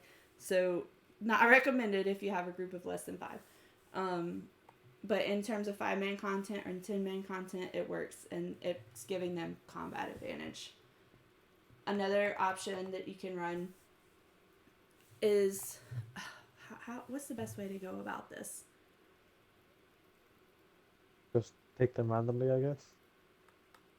Because they all do different. They all do the same thing. They up damage. Yeah. So all of these the main things are thing. buffing the group, so to speak. You're helping the group get more damage in terms of, or survivability, damage or survivability in terms of these things. The most common things that you see healers having on is going to switch between the tutor, the spine devil, Dritz. Tutor, spine devil, Dritz. Black Death Scorpion. For CA reasons. Tutor, spine devil, Dritz. Which is technically damage. That's pretty much it. Those 4, right? They run. You could run Bruner as well for survivability. You can run Then the Cyclops War Drummer gives the yard, we're but not only at like talking this. about him. Get out of here. You're the only person that runs that. What? I run it too. No. He's I don't good even have as him. long. Bonk, Oh bonk, my bonk. god, I The heard Cyclops, him. There he is. Oh, he this, disappeared. the Cyclops War Drummer is good if like someone's got a Bruner and you want to add Dior. Yeah. For the most part, if you want to run something to take less, like for someone to take less damage, you just run the Bruner. Yeah, so those 2 companions there were part of the Companions of the Hall pack. They've only released them a couple of times. Not everybody has them. Not everybody wants to pay out the wazoo for them because they're rare at this point because they've only been out a couple of times and it's been a while since they released them as well. But the Dritz and the Bruner both came from that pack of companions. The Dritz is increased to the party damage by 3%, I think. What does Dritz do? Let's read about it. Let's make sure I'm not telling you wrong. And it's I'm not saying it. Multiplicative. It's not additive, yes. It's one of the only sources of damage in the game. Yeah, so Dritz right here is stabbed away. Right here it says increase outgoing damage from allies by 3%. So if you have Dritz summon, you're increasing your party's damage by 3% multiplicatively. So he's a valid option that a lot of people will run. The Spine Devil will debuff the target. It does an attack that debuffs the target. Where's it at? Which one is it? It's this one. So it does this impaling fork. It says a more forcefully thrown pitchfork that impales the target, making them vulnerable for a short period of time. Meaning it makes them vulnerable to damage. So it's debuffing the target so that you're doing more damage to that target because you're running the Spine Devil. What Spine Devil and the thingies do the same thing, don't they? The Incubus and Succubus. But the Spine Devil has a much higher uptime. And if you're like solely relying on the Incubuses to proc that debuff, I wouldn't. I would just summon the Spine Devil. Yeah. Because the uptime on the Succubus is god awful. Yeah. But if you're in a group where, like, there's a whole bunch of people, like, if you're in a 10-man content or something, and, like, all 10 of them are freaking running the Incubus or the Succubus, like, it's going to have a higher uptime in terms of that attack. And you may can just not worry about a Spine Devil in that scenario because you're already having that debuff applied, and they don't stack. Like, the Incubus and the Succubus, like, they don't stack with the Spine Devil's debuff. So that would be a scenario where you could, try to play that by ear and think that through, whether you want to actually run it there or not. Going forward, considering that the Incubus and the Succubus with mod 25 are getting heavily nerfed. Yes. There's going to be a lot less of them in the runs. Yeah. Yeah, so the Spine Devil will gain a lot of value next mod Mm-hmm. in terms of we need it because we're not running the Incubus or the Succubus anymore. Yeah. Okay, so and then the other companion that's commonly used on support would be the Black Death Scorpion. This has actually become more so recently in terms of like in terms of Crown and Tiamat release and stuff, where more and more people are having the Black Death Scorpion out to give combat advantage, just because of like the way stuff is like it functions, I guess. And also like with the dragon hunts, and I think does it work in there, or is it dead in there? It I don't does even now. remember. They fixed it. They fixed it now. It actually works now. Okay, yeah, but like, cause there's a little while if you queue into Zerial and you have a Black Death Scorpion, it still does it Oh, it actually. still does that. Like Yeah. he just lays there dead on the floor the entire time. He does not do anything in that trial. Like, do not expect to get combat advantage from a Black Death Scorpion in Zerial. You better just move your butt behind Zerial or across from somebody. Not behind her, but just make sure you're across from somebody flanking the target. But what the Black Death Scorpion does is it like does an attack on the target to where it makes any angle that you're at on that target, you're in combat advantage, because it applies like that debuff, so to speak. I don't know what the word is for that to the target, to where it makes everybody have combat advantage regardless of their positioning. The pseudo dragon will also do the same kind of effect, but it's a less uptime than this guy, the Black Death Scorpion, right? Yes. Which is like, you don't want to rely. That's one thing I don't like about the pseudo dragon is people at times will rely on the pseudo dragon for their CA. That's entirely RNG. Like you could chuck out your mount power, like your toad or whatever, and for that split second you could lose the CA. Where if you had the Black Death Scorpion, you're guaranteed to be in CA all the time. Is it So 100% the pseudo uptime dragon, on the Black Death Scorpion? no, on the Black Death Scorpion I'm saying on the pseudo dragon it isn't. So if you're relying on a pseudo dragon for your combat advantage, like it's not a good thing. Like the way people substitute the Incubus for the Spine Devil, some people might think, let's substitute the pseudo dragon for the Black Death Scorpion, where the pseudo dragon CA is going to fall off at some point, where the Black Yeah. Death Scorpion's up 100% of the time. Gotcha. So Okay. you're like.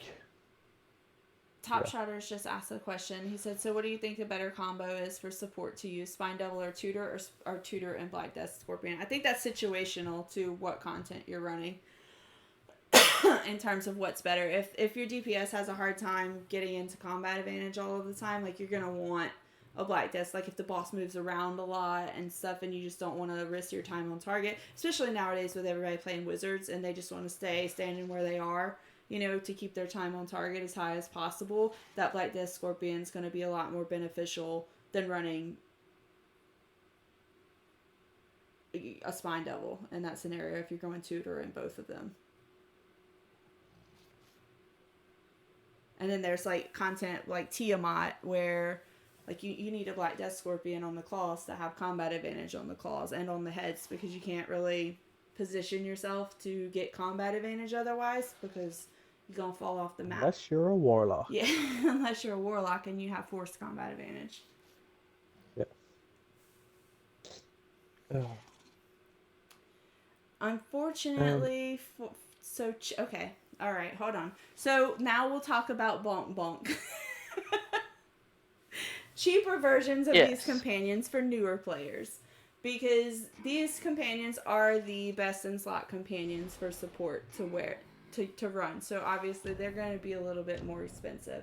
There are other options though that you can run that will provide viable benefits to the group that are significantly cheaper.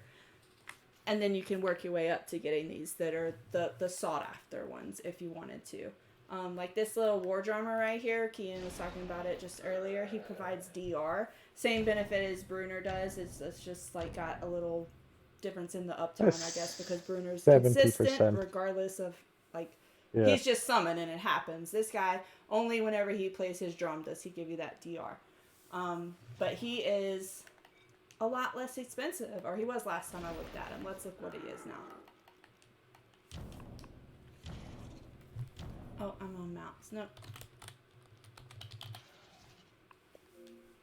Cyclops War Drummer, 88k, 88,000 AD, 88,888, and 100k if you want to buy coops. Oh, there's only what? There's only 3 of them at It's Bio. because he's a seasonal companion. Like he Yeah. only comes with events. Yeah, he came from, what event was it that he came from? Was it Summerfest?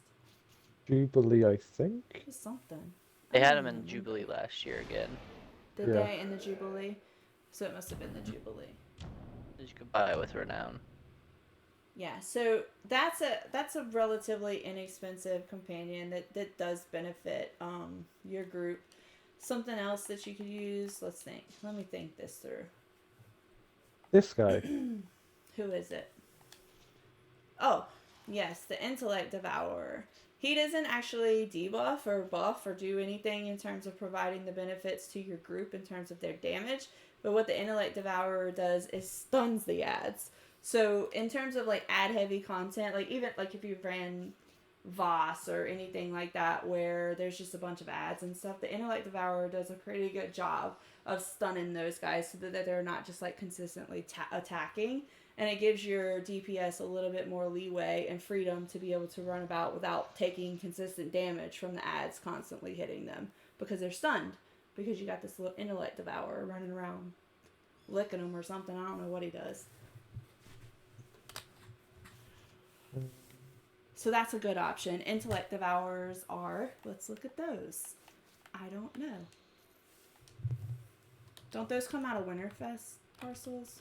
They come out of lockboxes, so I'm assuming they're going to be extremely cheap. Yeah, it's 22k for an Intellect Devourer right now on an Xbox. 26k, 27k. Somewhere in the range of 20 to 40k for an Intellect Devourer. What else? This guy. We'll just let Kian... Oh, okay. This is a healing companion. And it is, if you don't have anything that's going to help your group in terms of helping them do more damage or anything like that, or like stunning the ads and stuff, you can always run a healing companion just because it's going to help the survivability overall. This is a dedicated squire.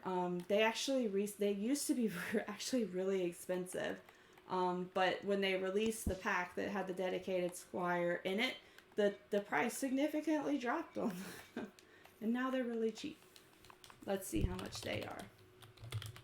He actually also does a cleanse too, so that's beneficial. This one's the more expensive of the two that we've looked at so far. Dedicated squires are around 100. What? Okay, there's only 2 on our marketplace that are 100k at Blue. But they do have the dedicated squire accounts as well that came out of that pack. Also get them from Reapers. And yeah.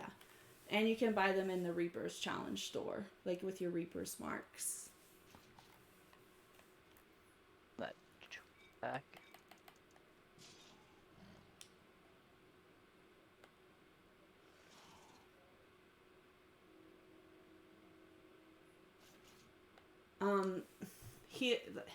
You can run healing augment companions if you have no other option, and like that's just what it is. And if you're still building up your tunes and stuff as well, like you can always run an augment in the meantime to help with your stats, because obviously you want to get to the point to where you're providing the most heals that you can heal but still being beneficial to the group and stuff.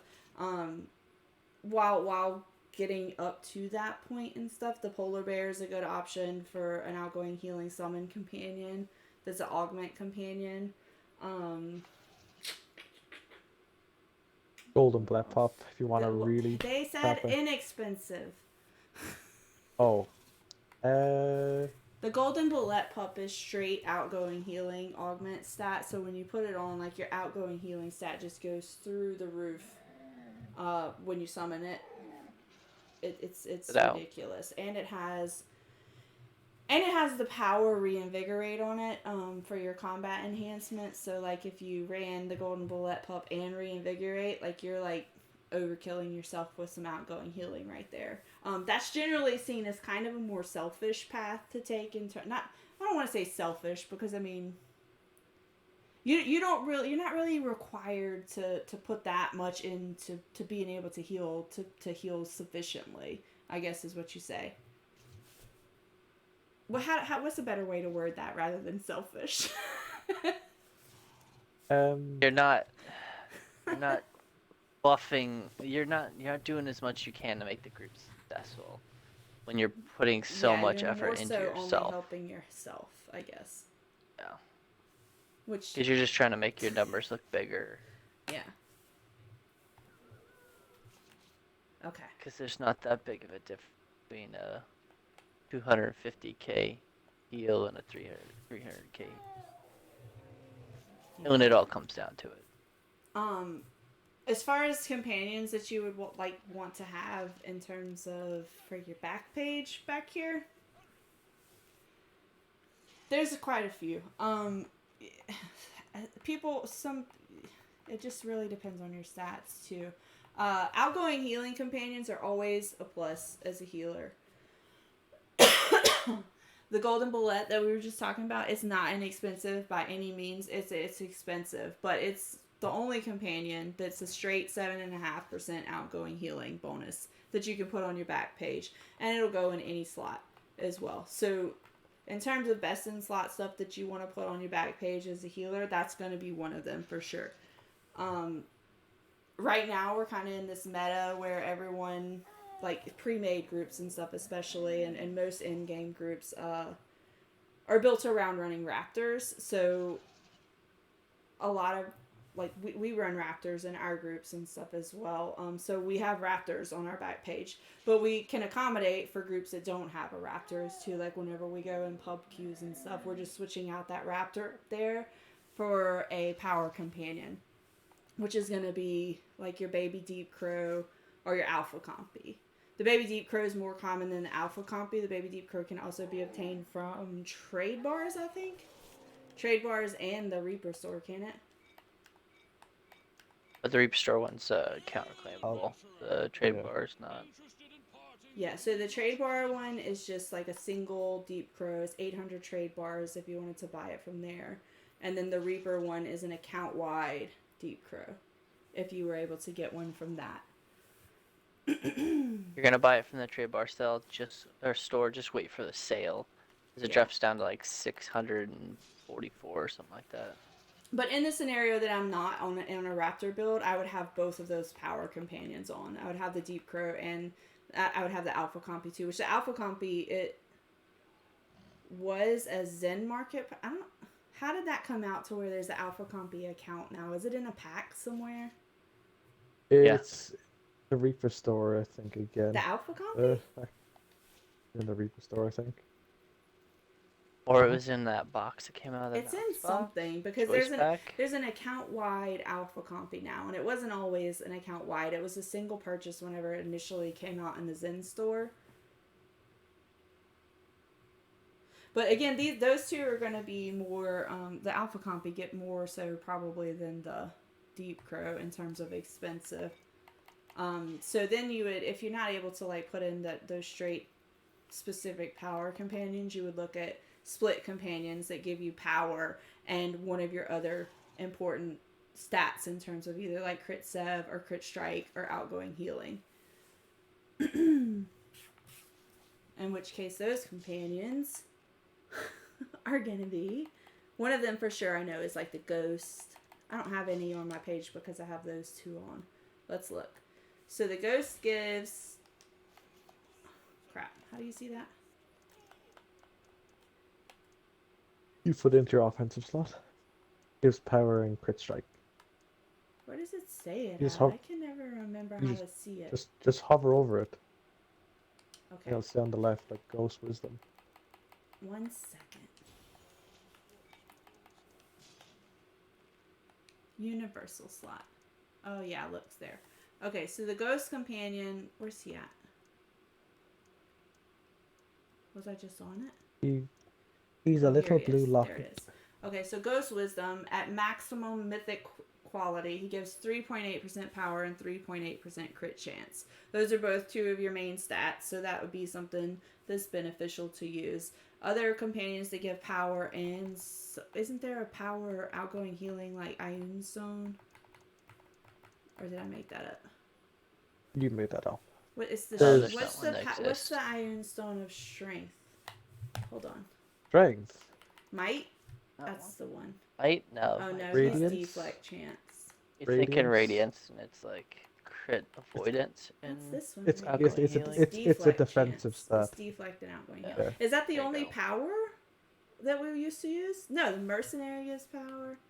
That's like that's something The else. the Neverwinter The guard rebel gives outgoing what's the healing. rebel mercenary give? And it's accuracy, Accuracy, yeah, outgoing and healing. outgoing healing. Baby polar bear gives outgoing healing What are options for defense. power though? Is what I'm talking about. Oh. Like if they don't have Yeah. crit, I'm like we're talking about outgoing healing.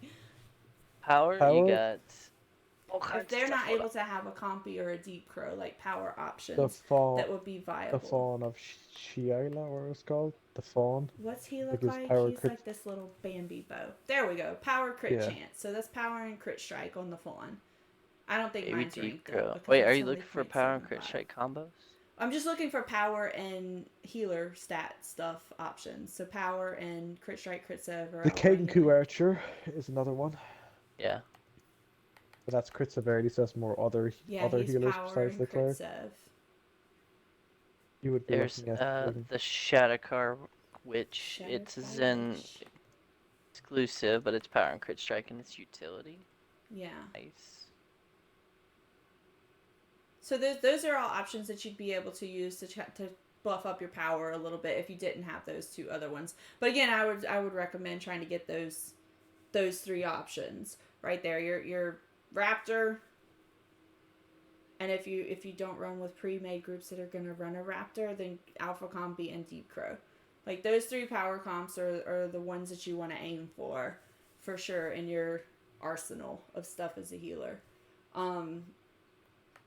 As far as the other slots go, it's really going to be like based on your stats, what you want to put in there. Quickling is a very common, I say common in terms of like as though they're just like running amok everywhere. They're actually expensive right now, but that's a really good outgoing healing and crit strike companion to use. It's always been like kind of the higher end one, I guess, in terms of that, in terms of the healers. Higher end expensive wise. Quickling's always been expensive. Always been expensive. There's another one that's the prior same to as that mod. though, isn't there? in What? terms of what's that? Outgoing healing crit strike? No, there's only No. one. It's the Is it quickling. just That's the the quickling? only one. Oh, okay, Just maybe the that's quickling. why. So just the Yeah, Quickling's the then, we'll do only that. one that has a outgoing healing and a offensive stat that's useful to a healer. Yeah. So all of the other outgoing healing ones, like the baby polar bear, that's outgoing healing and defense. The rebel mercenaries, guard. outgoing healing, deflect. The Neverwinter guard is outgoing is is something. outgoing healing awareness. Yeah. So, and just in terms of what you want to put on your back page out of that stuff, like look for the power and the outgoing healing options that also benefit your other stats as well. And if you can't fully maximize it at that point, try to get as close to it in the meantime as you can while you're building up yourself. I don't actually have Kian's back page is different than mine because I actually have a Black Dragon Iron Stone on mine just to get my crit chance up on my build because we have different Insignias. So we have different companions slotted back here. Like my back page, I have the Raptor, the Quickling, the Golden Bullet, the Black Dragon Iron Stone, and the Baby Deep Crow. Kian has what? Depending on the group, it'll be most likely 3 outgoing healing companions with both raptors. So So he's run running the the Feral Feral as Raptor and the outgoing and the Tamed Raptor. If the group is running Feral Raptors in terms of mine, I will also put on a Feral Raptor, but I'm probably switching off like the Quickling or something. I don't even know. I don't even know what slot he goes in. It would have to be the Black Dragon Ironstone, huh? Yeah, I'd sacrifice a little bit of crit just for like the Yeah. raptor and stuff, the second raptor. It depends on your gear as well, like how your back page is gonna look. If you're running the boss power ring, you might not have to wear the second power companion. You can put on something else. It depends what your gear is as well, like what you're using on your your gear page. Will all be on your companion page as well.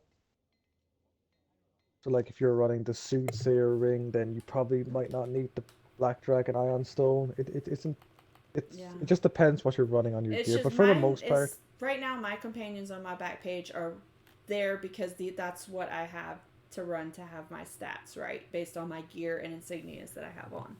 It but differs depending on what yeah. you run. There's no cookie cutter like this is the way you should do this and it's the only way that it'll work. You can make your cleric build 9,000 different ways and still get to the end goal of where you're trying to get to. But the outgoing healing ones are good regardless because there's so few sources of outgoing healing percentage in the game. So having those companions on your back page is probably the safest bet because there's just so few sources of outgoing healing percentage rather than ratings. So it's probably best to just run as many outgoing healing percentage companions as you can. Yes. Okay. So in terms of that's your companion stuff. We're gonna switch over to mounts now and talk about mount powers that are beneficial to have as support. This goes across all the support, whether you're a tank or a healer. They're they're the same.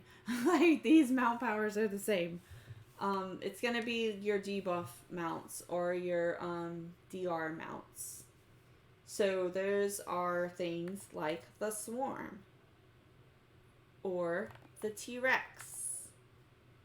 These are all debuff mounts right here. The Swarm's DR as well. Swarm is DR and debuff. But the Rex is strictly debuff. Like, it's going to make them do more damage. The Pegasus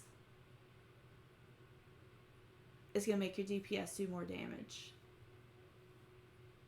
And gives you like Forte or something, doesn't it? Yeah, 15% Forte. So Pegasus.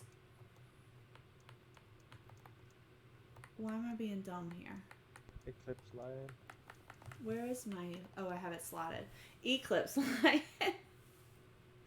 So what's our four main ones? We got a Rex, a Swarm, a Pegasus, an Eclipse. And the Eclipse. And that's generally like the four main mounts that you'll see in 10-man content. Sometimes some of those will drop out and you'll see like some DR mounts going out, like the Roundfire or something. The Bullet is a DR mount that pops up out the ground. The Griffin is a DR mount too, but I'm not convinced it works. It probably does, and we're just using it wrong or something. But I'm scared to use it now after everybody dies every time we try to use it.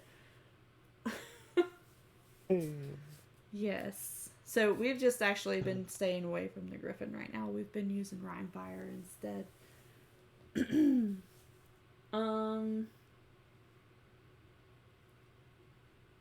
Did I miss anything there? For the most part, those are the four standardized ones that like every group will run. Rex, Swarm, Eclipse, and Pegasus. And Pegasus. Those are the four that most groups look for. And I mean, usually, like, whenever you're in a group, like, there's options, you know, like, not often does one person, and they're like, oh, like, not often are you in a group where you're like, oh, it's a 10-man content, and all four support only have a Rex. Like, if you only have a Rex right now because you're starting out or something, the likelihood of somebody else having a different one it's more than just you would think, oh no, like, you don't have to have all four of these. Obviously, you want to have them available. The more you get into the game and stuff, and the like more built up you are, then you're available to have all four of them available. But don't feel like you have to go out and be like, I need all four of these things right now, because other people also have stuff too. If that makes sense. I don't know if that made sense the way I said it.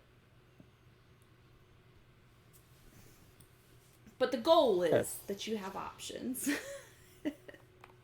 The two mount aura, well, two mount power, equip power thingies. What's this called?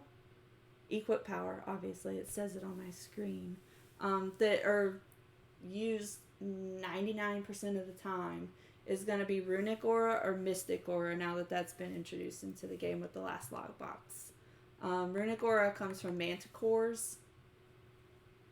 If you any kind of manticore and you rank it up, that's giving you runic aura that you can use on your back page. And runic aura gives power and defense to the team, and then mystic aura gives power and accuracy. Mystic aura is that new bullet pull up out of the new lockbox, the Myconid bullet, isn't it? What gave mystic? Yes. Yeah. Okay. The Myconid, yes.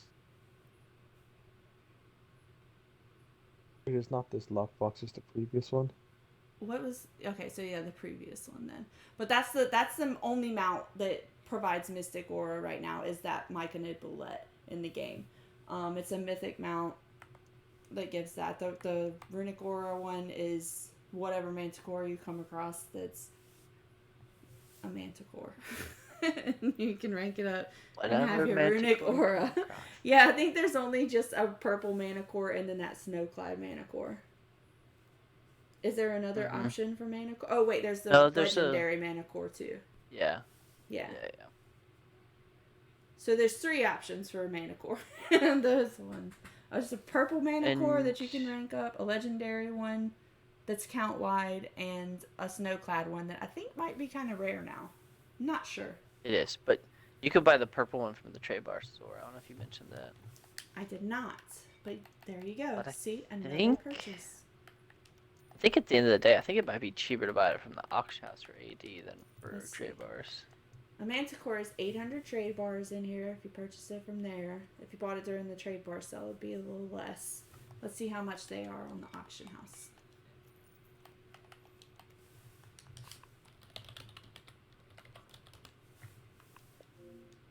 Manticore is 89,000. Feel like that's cheaper than 800 That's way cheaper. trade bars. Yeah. Insanely cheaper. I feel like that's a lot cheaper, so I would recommend just buying a manticore off of the trade house rather than spending 800 trade bars to get that. Or even if you, let's see how much the legendary one is. 845. So then you would save a little bit of comp tokens, ranking that up. But you still have to mount tokens. And it's account wide if you play more than one support class or something. But that's more pricey, obviously. But less than 10 days of refining AD, if you look at it that way. Not so bad. Or about in one terms day of of whisker farming. Yes, or one day of whisker farming. There's multiple ways to get a chunk of AD quickly-ish in the game, I guess. Okay. We skipped over comp enhancements. I don't know what mounts give what. I'm dumb in terms of that. I mean, companions give that. But for the most part, as a support or a healer, you're going to run 1 of 4 on this thing. It's going to be dulled senses, vulnerability, armor. The 2 higher ones are armor break and vulnerability. Usually the tank will run armor break unless in certain scenarios where like the tank's not around the target to hit it as much as the healer would be, then you would switch and the healer would have on armor break. And then I believe vulnerability does like the next highest benefit rather than armor break.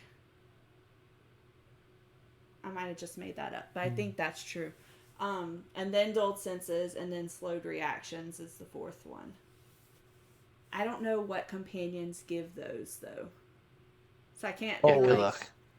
Yeah. Like I cannot tell you how I have these because I have a lot of companions, but I have all 4 of these. You've got to somehow. collect companions, you will eventually get them. But you can collect... tell based on the companion whenever you pick it up and you like just look at the tab of the companion or whatever, and you read about it, it'll tell you what enhancement power it gives. One of the other collect things a lot of cheap companions. You'll get it. Yeah, that you could do that as well. One of the other things that people will run on that back page, if they're not focused on like helping the group out in terms of that and stuff, or even if like I don't even know, but you could run that reinvigorate power that we were talking about that gives outgoing healing. None of us really run it ever, I don't think, except for that time when Kian was trying to like solo I heal. mean, I'll do it in random queues, just for Jimmo, funsies. you're so selfish. Gosh. I gotta make up for the loss of healing when I use my damage daily. Okay, moving on, guys. Moving on. This is like a 3-hour. We went on a 3-hour tour and got lost here. Health.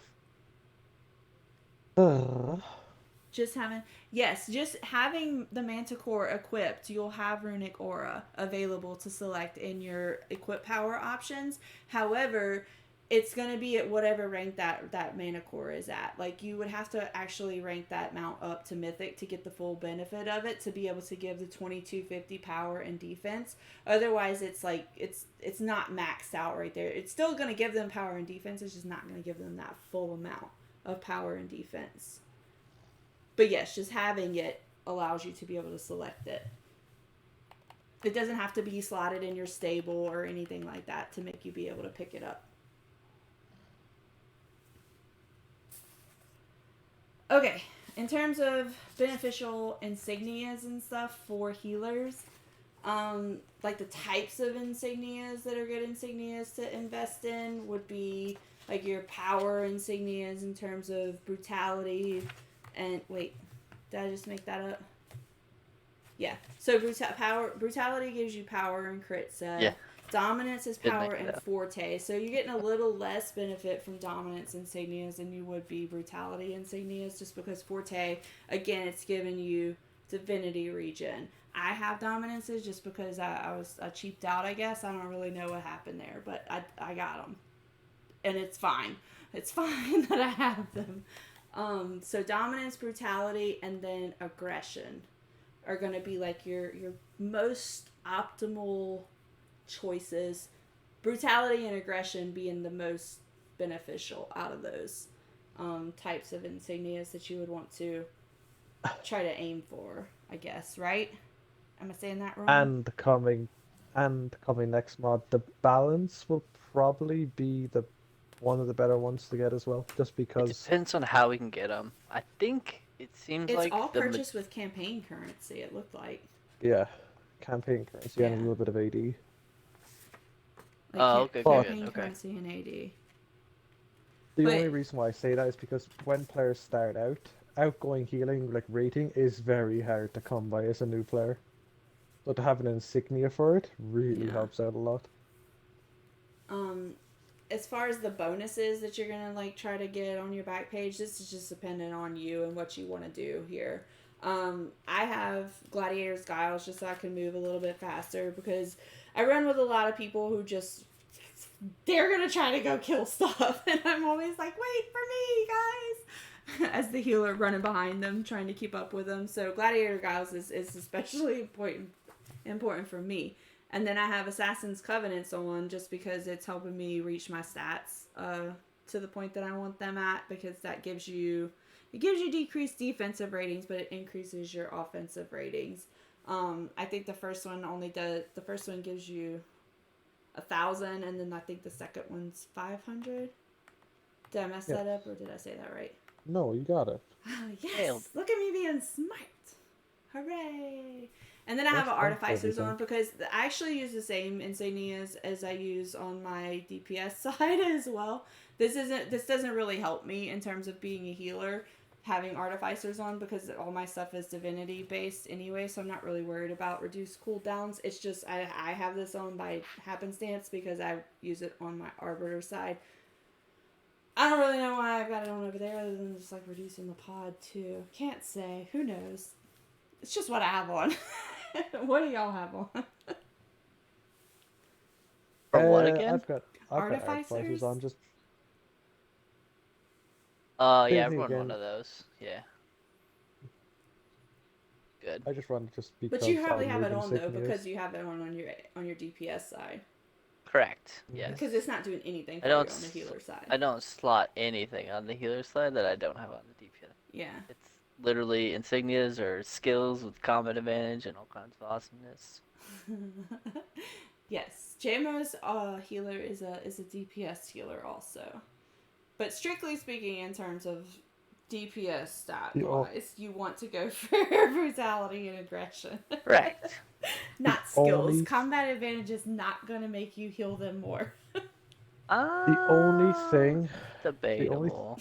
the only thing I would say to run besides Artifice on the healer is probably Shepherd's Devotion. That's Shepherd's probably it. Devotion. What's that do? How do you see It gives your, defense and movement list speed of stuff? when you pop it daily. Go to mounts, then go to insignia bonuses. Oh, there it is. It's like I don't even know how It's to at the do very that. bottom. The very bottom. Shepherd's Devotion.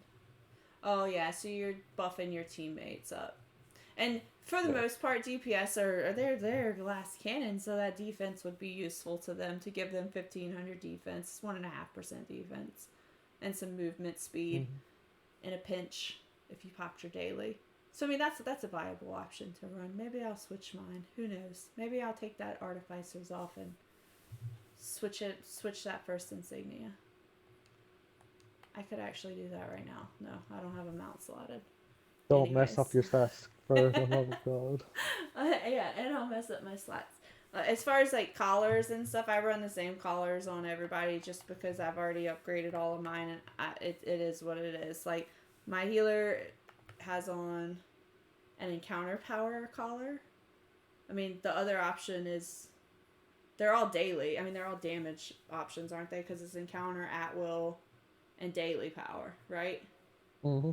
Yeah, so regardless of what you put on right there, it's not useful to you as a healer. But this is what I run on my DPS side, so it's what's over here too. Then I have movement speed on. The options that you could pick from there are... Ooh, I should have researched this. Movement speed... Is that Unified? Is the name of it? Let's look.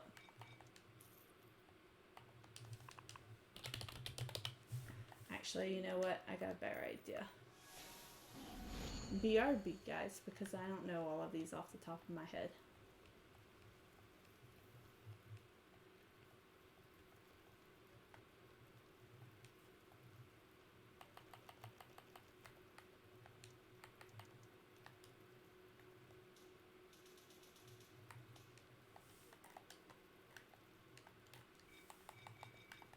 Okay, so where did I go? Oh my god, I already have one in my inventory somewhere.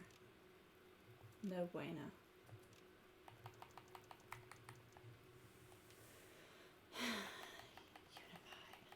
So the options that could go there is incoming healing, movement speed, and control resistance. So of those three, I feel like the most beneficial option is going to be that movement speed. Hold on just a second. I'm going to be right back.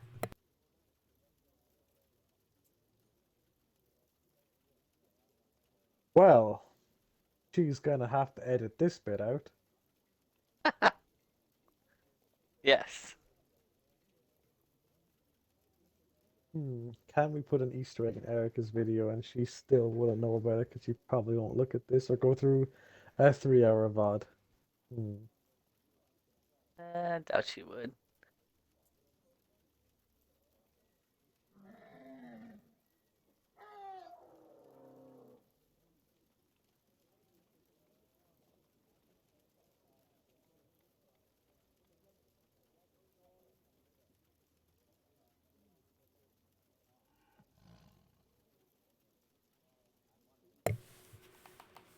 Okay, and then the next one, I have on the outgoing healing collar because I feel like that's the most obvious choice there.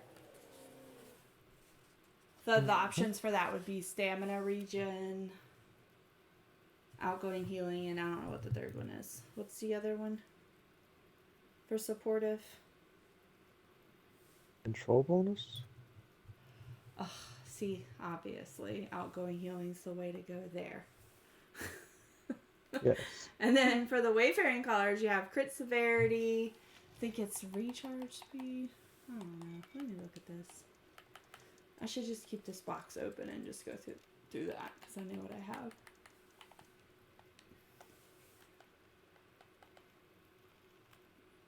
So Wayfaring's AP gain, recharge speed, and crit sev. Of those three, I have the crit severity collar. Because again, I use these collars across all of my classes. Crit severity.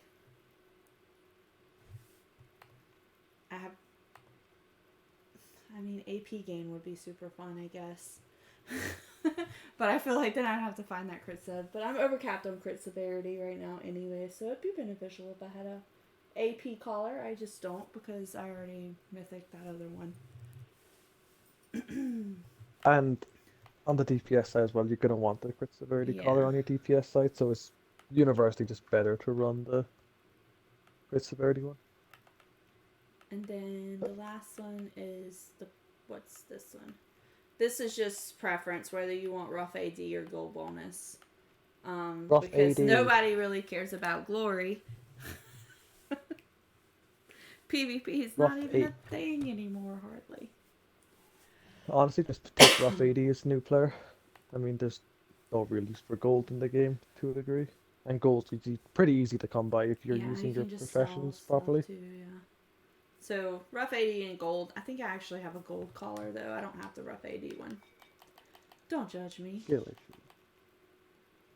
Yeah, I got the gold bonus collar because there was this whole period of time where I was having back whenever we had to pay gold to take our enchantments out and stuff. I never had gold. I was always having to get gold from people just to switch from one tune to another because I could never unslot my enchants.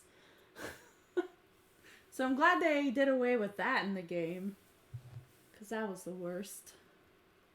So I guess at whatever point I made these collars, I was like, gold, please.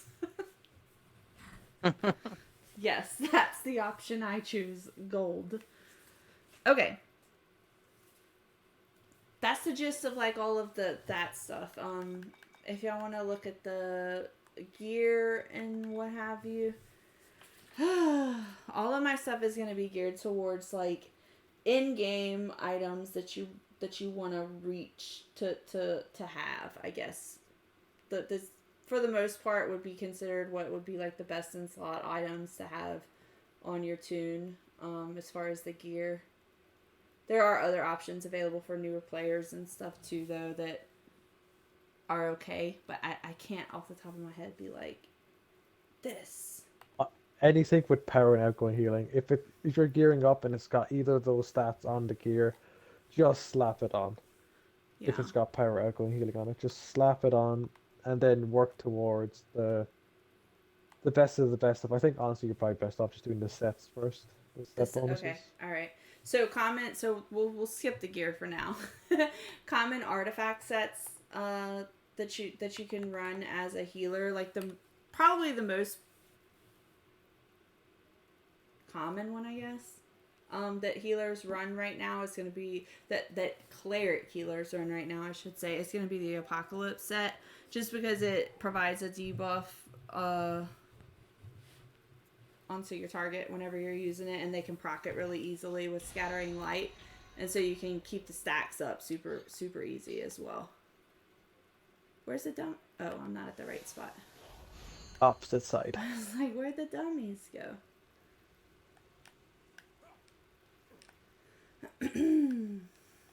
So when you use Scattering Light, I can't even see. So you can't see it because it's so small.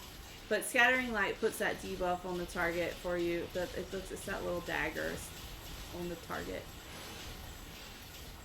Oh my god. That's so hard to see. We should be able to zoom in or something. Yes, but it's there. But that at will right there applies that debuff. And what that does, let's read it because I can't tell you what it does off the top of my head. Inspect.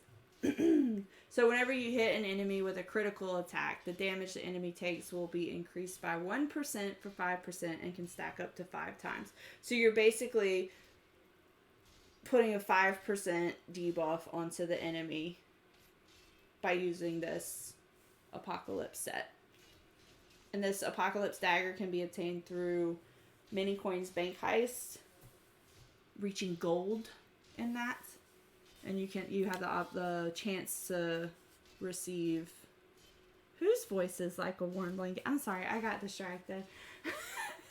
Whose voice is like a warm blanket, Cody? I wonder if it's JMO Wait. or Kian. Is that a bad thing? Oh god. I don't know, but I'm No. curious.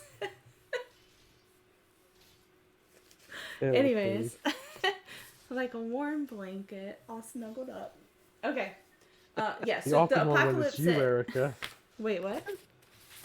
The awkward moment is you. Filthy. He It's said his. It's Yes, you, that's why it Kian. would be awkward if it was. Kian's Oh, voice Christ. is like a warm blanket. Our friendly little Irish blanket here. Irish? Irish? Irish. Irish. Yeah. Oh, God. Okay. So as far as I know, and because I'm not very smart, anyways, like the Apocalypse set is like the only, like, this is maybe not the only one. What's the other, the Vistani set? Is that hard to proc on the Doesn't cleric? work. He doesn't proc with Scattering Yes. Light. It's You have to use Yeah, Sacred it's Flames to God proc, awful. don't you? Or Sunburst. Sunburst. Okay. Yeah, so similar to like the that's the creation. other debuff set, but it's no good for the cleric. We just decided. So the Apocalypse set, in terms of like being able to debuff your target and stuff, that would be the set that you would want to go to. It's lower item level. It's not going to be like, oh, let me reach the highest possible item level that I can as a cleric to make my numbers look awesome and great. But it's going to be the most beneficial for your team, which is ultimately our mindset and our groups and stuff that we want to go for. So that's why we have one of the healers using the Apocalypse set in our groups. And if it's split, then we're probably got both of them on there. Like Tiamat, we're split up and both of us are running Apocalypse. Or maybe not. I don't even know. I think sometimes one of us switches. And what about the other sets? As far as like the other sets, if you're just looking in terms of like helping with your stats, you have some options. Like you have the Phylactery set, which is going to give you power. The White Dragon set that comes from the Hunts is a good set. What does that do? I don't even remember. Where is it? 7.5% It's crit strike. isn't it? Yeah. So inspect. So if we read this one, so when you use an encounter power, you gain a stack of Celestial Alacrity, granting 2.5% crit strike and 5% incoming healing, and can stack up to 3 times. So it would be 7.5% crit strike and 15% incoming healing. So that's a good one if you're looking for some crit strike in your build that you could use. Let me unequip this. And what was right there? I don't even remember. I'm going to mess up my build now, bro. Oh, it's the Apocalypse Dagger. Phylactery set. Let's look at that one. It gives 3% power.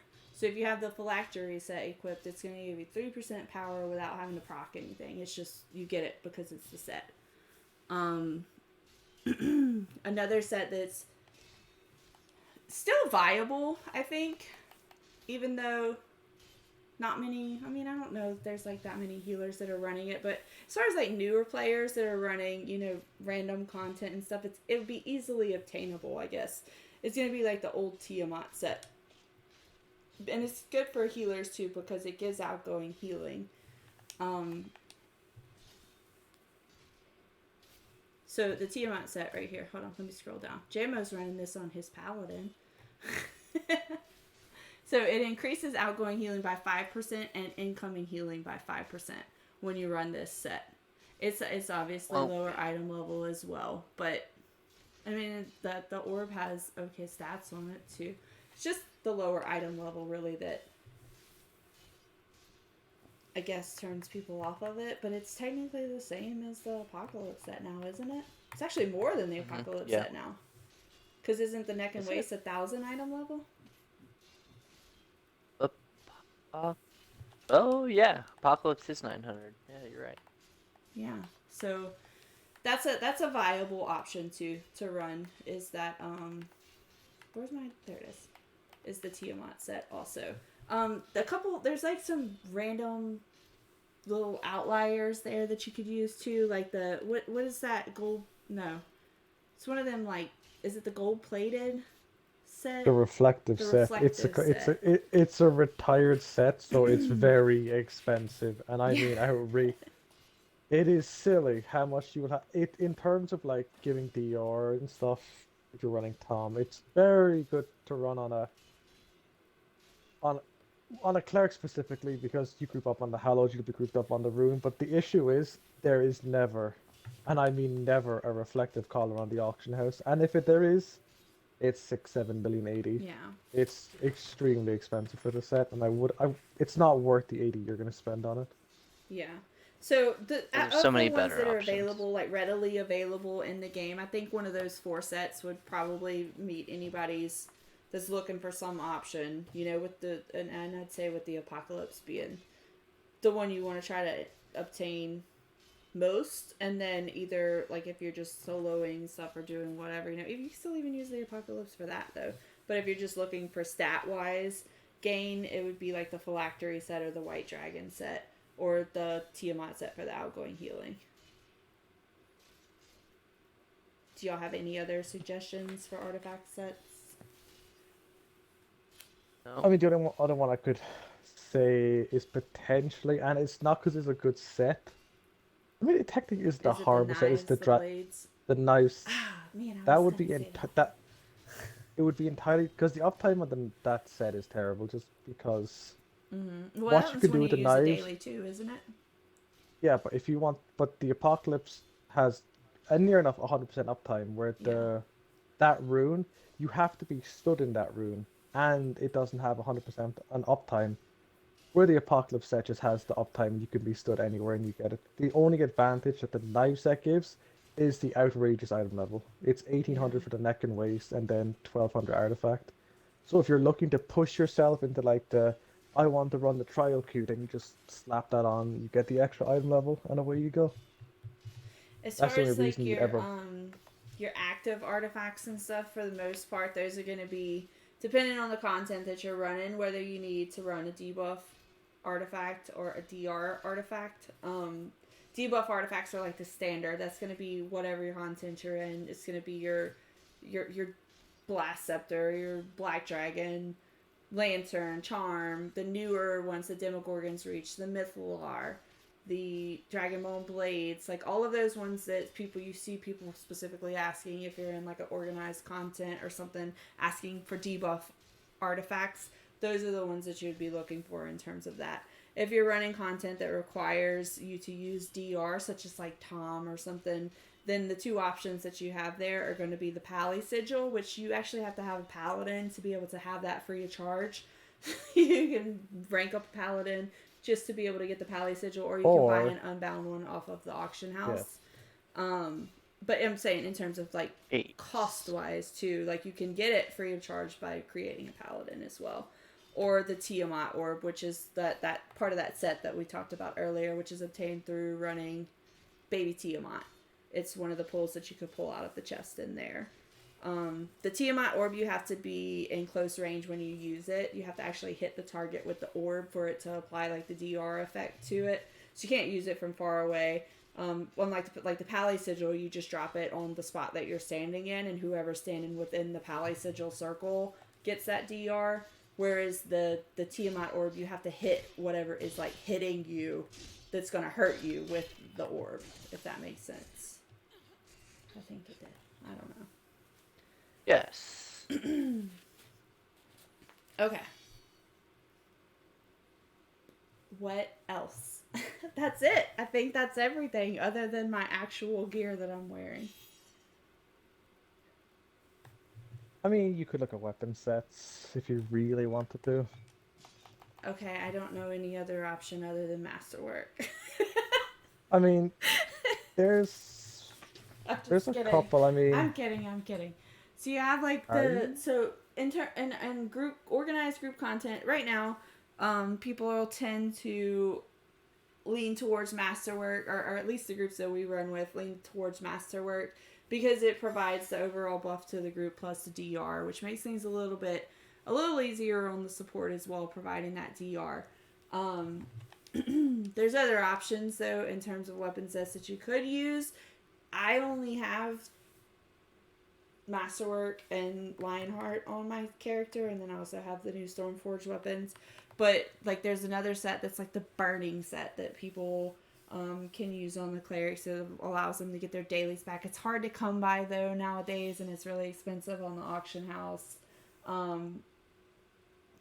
It was an Elemental Evil. It's one of those lock boxes. How did you get Yeah. that? You farmed. So it was heroics, didn't Elemental you? Evil. Yeah. You did the seed quest that you got from the druid that is by the Tree and Protectors Enclave. Mm-hmm. And it was like this whole quest line, but you got these seeds that you had to go and do heroic encounters in the various different elemental evil places. And depending on what zone you were doing it, you had to get 100 charges to empower those seeds. Brought it back to Protectors, put it in the little seed pod for the tree, and then you got the weapons as their quest reward. Yeah. That's gone now. The only way you can get it now is from that pack from the lockbox, right? Yeah, I don't know what the lockbox is called. I don't either. I think it's a couple. Yeah, it's like options, an elemental, isn't it? elemental weapon choice pack or something like that. But it's like 18 million, 20 million, like a ridiculous amount. Lionheart weapons they're decent in terms of they give you outgoing healing. Is the stat that you will receive when your stamina is full? Let's equip it so we can look at it. So the weapon set on it increases damage dealt and outgoing healing by up to 7.5 when your stamina is full. The effect decreases as your stamina decreases. That's a good weapon set, and it can be purchased on the auction house now. You can also obtain it if you're able to run Tom, and can complete it and get the weapon set at the end as a chance drop, or if you run it enough times to have their 20 scrolls to be able to purchase one. Again, that's in-game content that provides that weapon though, and Tom's actually it's harder than it was, and it was probably the harder of the master trials right now to run, honestly. So there's, for newer players and stuff, the option of it being unbound and available in the auction house is good as well. As far as weapon sets that are easily obtainable in game, that aren't like earned from either purchasing it because somebody unbound it from one of the in-game trials, it's like you can go for like those what's The Veil weapons? is it the Veil weapons? Eventually. I don't even know what Stormforge? they do. Well, the Stormforge weapons are the They're highest times- item level weapons that are there right now, and they're free to They're earn behind the through time the gate. campaign. But they are time gated. But it's still, you earn them as progression through the campaign. The Grand And so- Alliance weapons. Is it the Grand Alliance? It's the ones that come out of that pack that you pick up from killing those little mini bosses or whatever. I don't know which ones that is over there. Those are. Is it? Yeah, because the Grand Alliance gives And you you can, like, 3% outgoing upgrade healing them or as a something? stat. Okay. Yeah, Grand Yeah, Alliance you can upgrade them through the weapons. campaign. Yeah, those. If you go to the ones. campaign, go to the Dragonbone Veil campaign, and then store the weapons, the upgraded version of them in there. The Veil weapons is what you're talking about. Those come from that choice pack that drops from the Dragon Soul tuning or whatever it is, or the random mob drops. Then there's a Grand Alliance weapons you're talking about. You can buy those off the auction house. You can also buy them with The seals. seals, yeah. Like Seals of the North. They're a really good option because like you can get those by just running random queues. Yeah. Okay, so these weapons right here, the Stormforged weapons, are the higher, like they're the in-game equivalent of like the highest level that you can earn just by like completing content in the game right now. So if you look at that, you get 2% outgoing healing when you're in the Underdark. So that would be the new area, North Dark. North Dark Reaches, or like Mantal Dareth or Demogorgon Trial. It works in there, and I think that the new MTOS. trial, like MTOS, is considered the Underdark, and I think the new trial is also considered Underdark. New Zone. New Menzo Zone, Branson. that's what I meant. Yeah, and then you get 7.5% outgoing healing off of these weapons, but you have to trigger these weapons by dodging. And so, like, it's up for 15 seconds once you dash, but then it has a 30-second cooldown on it. Like, so, I mean, it's not, I don't know that it's, like, the best option in terms of, like, if I had to choose between this or, like, Lionheart or something, I don't know that I would choose Stormforge. I don't really know, though, because I haven't actually had to make that decision because I just run Masterwork. What would be, like, the logical thought process of choosing between those different kind of weapons? I think Stoneforge is just better because you're Just gonna because have of the one or item the other level? up, and because there's two parts to the set bonus. So you get the Mm-hmm. DR. No, you get the where is it? North Dark. You get the dodge portion You get of the it, dodge and and then then you get the proc portion. the combat advantage portion of it. So Yeah, you're that's what I'm probably trying, gonna like, so have that's oh wait, it is outgoing healing yeah there. Okay, yeah. I So thought you'll that said have DR. like you'll have the 2% plus you'll have either the 7.5 plus the 5%, and that's some like you'll have Okay. so you'll probably at all times have a minimum of like 7% outgoing healing, but then on top of that you're getting the massive item level Well, on but you top of that. wouldn't all the time though, but just because this is like the same equivalent of those rings. These weapons are the same equivalent of that ring in that it's a 15-second, but only can occur 30 seconds of the time. Yeah, So it's but only a like 50% uptime in terms of that. yeah, but since you have both of them, Oh, but it's combat advantage too. Okay, I see. yeah, so like you can get so if you add them both together and put them Mm-hmm. at a 50% uptime and then divide it, then add the Yeah, 2%, then you're back at your 100%, average but half of that. yeah. I got it now. So you're like it won't work out that you have like one's up, but then the second it falls off, the other one comes up. You might have both of them up at the same time. Yeah. I mean, honestly, my opinion, Masterwork's just have a set of Masterwork and keep it on forever. Yeah, but I mean, if you don't That's have Masterwork and you're looking for something that you can obtain without spending any AD, yeah. good luck Storm. because you actually have to spend AD on these weapons too, I think, to like upgrade Mhm. them. Oh, I can't the remember. Stormforge? Yeah. Stormforge are free, aren't they? Are Oh they yeah, they're free? free. They're just you just have Yes. to do the massive quest chain for I it. thought they Yeah. had an AD thing on them too, like when you were Uh-uh. upgrading I them. think so. Nope. Mm, It's just coins and stuff that you need. The Oh, maybe coins. so. yeah, all the Maybe so. reagents I've you get. obviously Yeah. paid a lot of attention. Yeah. But so then in that scenario, if you're looking for something in regard like that, then the Stormforge weapons would be the way to go. But you've got to like manage your stacks and all that stuff. Like so, like you'd proc your combat advantage one, wait for it to fall off, then dodge. But it's very hard to That's a lot of micromanage that. work. I'm Yeah. just like, I'll run Mm. my Lionheart weapons.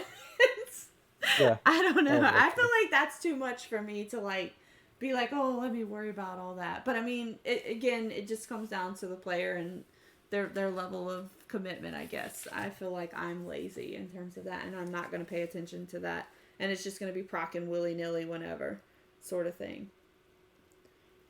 But I guess if I had to focus on it, then I probably would do a better job of it. I can't say for sure, though, because, again, we just run Masterwork weapons. Yes. The Masterwork weapons, for anybody that's curious about that. Let's read About them. that. I keep trying to apply my loadout. Okay, so whenever you have a full set of Masterwork weapons, so it increases based on the number of people in your party that are also running Masterwork weapons, based all the way up to five people in your group. So you would get 2% outgoing healing, 2% outgoing damage, and negative 2% incoming healing. So that's DR. So you get 2% damage reduction. I said incoming healing. I meant incoming damage. So when you have all 5 people in your party running that, you're getting 10% outgoing damage, 10% outgoing healing, and 10% DR. So overall, that just is like, I feel like it outweighs the other weapons significantly, just because it's, number one, it's more outgoing healing than you get using like the Lionheart weapons or something, because those are only 7.5%, whereas this is 10%. And then on top of all of that, you're getting that damage reduction in there. Which, and I mean, I guess in terms of like comparing it to the Stormforge weapons, this is up 100% of the time, regardless of whether you proc it or not. And you're not having to like worry about managing dashing and whatever. And it's not really that detrimental, I guess, in terms of your item level going between the two of them. I don't know. It's more so, I guess it's more so noticeable in terms of DPS about their outgoing damage, like how much more damage that they would do in terms of wearing Stormforge weapons over Masterwork weapons. But again, it helps the group more by running the Masterwork weapons. But it's subject to whoever it is that's interpreting it, because some people will argue you till they are blue in the face that the DPS doing more damage is going to be more beneficial because that's the less time that you're in there having to heal, kind of thing. So, I mean, it's just, it depends on the mentality of the people that are in your group and whether they're so focused on their damage or whether they want to look at it in terms of like a team aspect. It can go either way.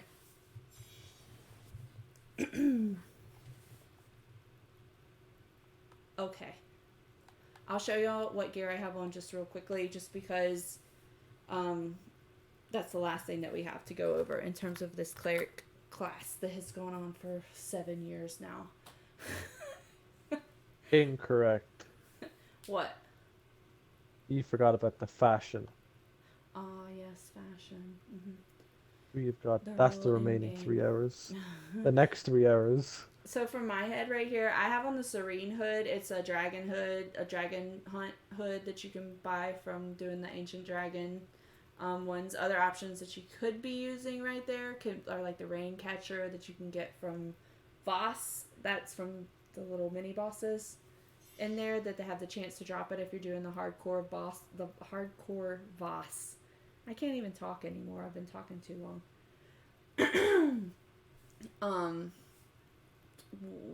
What's another head? I think that's it. I mean, if you don't have Dragon Hunts done, you can grab the Grisha horns. Oh yeah, so this is just an updated version of the Grisha horns. But again, the Grisha horns are another hunt that's an Avernus hunt that you would have to like build and complete to be able to get the Grisha horns. That could go right there. All of the new gear that I'm wearing that's Dragon Hunt gear also has like an equivalent of a previous version hunt for the most part.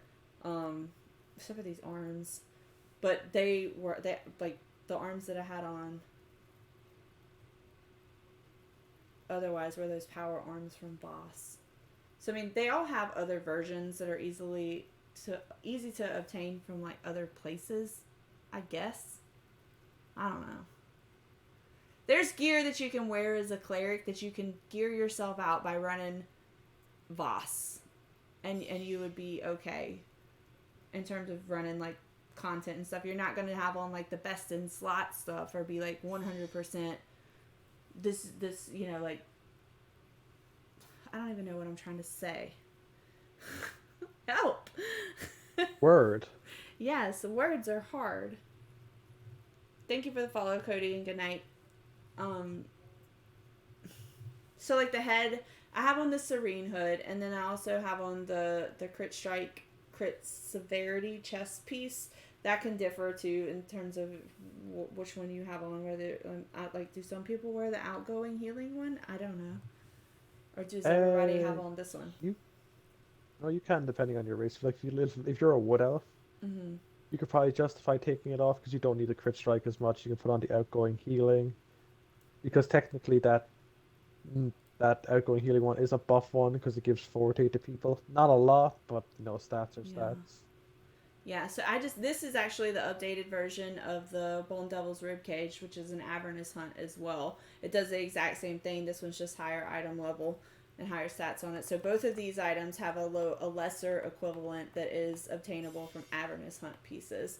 These arms are power arms that giving me 1.5% power up to 5 stacks. So 7.5% power whenever I proc them fully. And I have outgoing healing on the actual gear piece itself that I have statted along with defense, which is always good. Another version of arms that you could potentially run right here if you don't have Dragon Hunt gear is the... Oh, well, dang it. I don't have them in my inventory. Let's see if they're in my bank.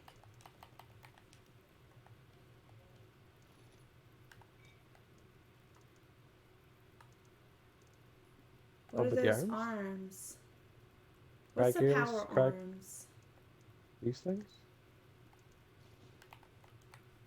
Oh, well, no, you could also run these. This is percentage power. It's like the risk scars of precipitation or something. They give you power when you proc it. Oh, That's it. Is that it? Yeah, The it's risk from scars of BiS. precipitation. So both of the Crag Scaler gauntlets is another hunt item, I think.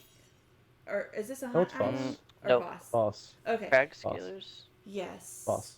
Yeah, Okay, they're so just there's two options that you could earn from Foss. Crag Scaler Gauntlets gives you percentage power, and then there's also the Risk Guards of the Precipitation that give you stat power.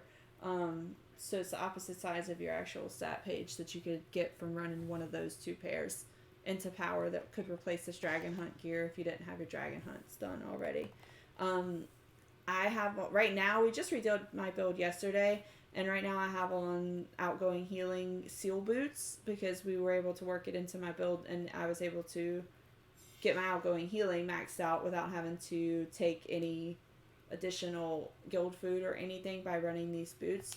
Another option that you can use for the boots are the Dragon Hunt power boots. They give you 7,500 power when your health is greater than 85%.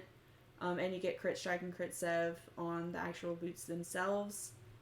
A piece that's a hunt gear piece from like Avernus, if you wanted to try to get those or something, it's 1%. I don't even know. Those don't do anything. Just scratch that. I had them the on. chest pieces. Did you talk about the seal chest piece? It's like really solid. No, I didn't, because I just told them about this in the rain catcher. Hold on. The seal chest piece, the boots I would just go for something that gives you some power if you weren't able to like work the seal boots into your stuff. I have on Dragon Hunt pants also, which is crit strike on them and AP gain. I have this outgoing healing shirt is actually a really good shirt to wear. It gives you the 5% outgoing healing, and it's always up. Plus you have that little bit of outgoing healing stat on it. It's super cheap on the trade house, or it normally is. Watch it be like ridiculous right now or something. Or you can just go farm this in Dragonborn Vale by running around killing those little marked enemies that walk around and farm them for the shirt itself if you wanted to. It's a really good option. The rings that I have on the Masterwork Glowing Restoration ring. It gives outgoing healing of up to 5%, plus I get the 3,600 off of the actual stat itself, so it's 8.6% outgoing healing, really. Mine's +1 though, so you can get the non-+1 version if you wanted to as well. And then I'm running the crit strike ring for the 5% crit strike. Your rings can be, like, some people run the power ring. I think Kean has the power ring on. Let's inspect him. Where'd he go? I think he ran away. There he is. Yeah. So Kean's running the power ring, which is 5% power. Obviously the accuracy is not really helping out in any way right there, but it is giving him that 5% power. But pretty much everything else that we have on are identical other than that one ring and our boots.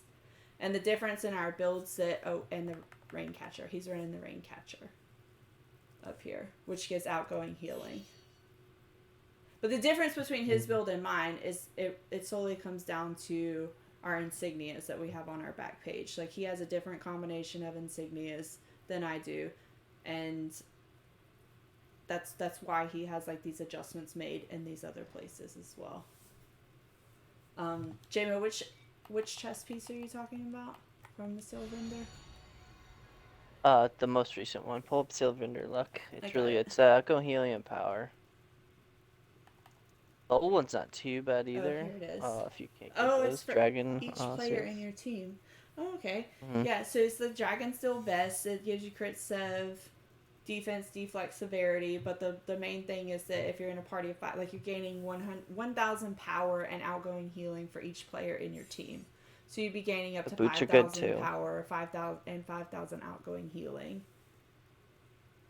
Wait, what, Jama? The boots are good too. Which ones? Dragon steel boots or whatever. The outgoing healing ones? Slippers, yeah, those. Yeah, The those are really good. spikes? Yeah, that's the ones I had on Spikes. whenever I went over my stuff on my page. Oh, okay. If you go to the next tab over, the north The seals, north. Oh, there's a cheaper option if you're struggling to get the dragon seals for the chest piece, but which chest piece multiple is it? options. Is it the power one? The 1,500 Yeah. power for each player in your team? So this is a chest option too if you didn't want to go get like the outgoing healing. Honestly, like I feel like that other one would be better over the rain catcher. No, the rain. What's raindrop? The The raindrop gear raiment, one? yeah. Yeah, Yeah, like yeah, this it dragon is. seal one would be better than the raindrop one from BiS. Yeah, so I would just recommend getting this if you didn't have the dragon hunt gear. Try to work your way up to getting enough dragon seals to be able to purchase this.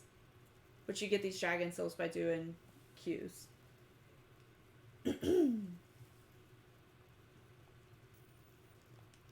And I think that's everything. Oh, one more thing. So, a couple, like, in terms of being a cleric, there's two things. Both of them have to do with your at-will, and it all comes back to just one thing, and that's animation canceling. Being a cleric, keeping your daily up a lot, it helps you be able to keep the group alive and stuff as well. The more dailies that you can put out, the better. And then able to get your daily back fast as a cleric, it's really easy. So whenever you use Scattering Light, this is what the normal animation for Scattering Light is. It's relatively slow. Just holding the button down. You're able to action cancel like Scattering Light by just hitting like the RB in between it, because the hit happens like right at the beginning of it. So it counts and it's giving you your AP in doing so. So go from going to here to here is obviously going to get you your AP back a lot faster. And I'll show you the difference between it. I'll just go ahead and drop my hallowed. So this is how long it would take to get my AP back just regularly sitting here doing this. We're gonna do it for a minute so y'all can see. It's quite a while, as you can see. Like, we're not even halfway. But now that we're halfway, once I start animation canceling, it's a lot faster. And you're already back at having your daily. You can animation cancel both of the at-wills, the Scattering Light and the Blessing of Light. The Blessing of Light is this one. However, Blessing of Light only gives you your AP back whenever you're actively in combat, which I don't think it's counting me as in combat. At the dummies, right now. no. Yeah. Not So, the dummies. but the animation cancel for that is going to be like you would write. It's the same thing. You're going to write bumper, but you're going to do it right after she like claps her hands together. So it'd be like that in order to animation cancel it. And that would be giving... Oh, I am getting my AP back, actually. Well, I was for a second. Yeah. I'm not in combat anymore. But it's a very quick animation cancel as opposed to just sitting there doing the whole thing.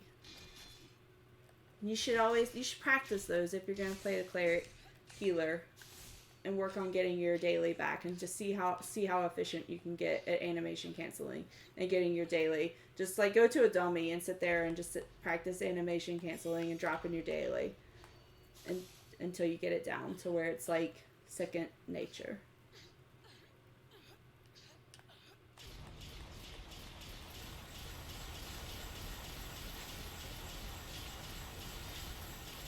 And obviously the more AP gain you have as well too, like the faster your daily is going to come back.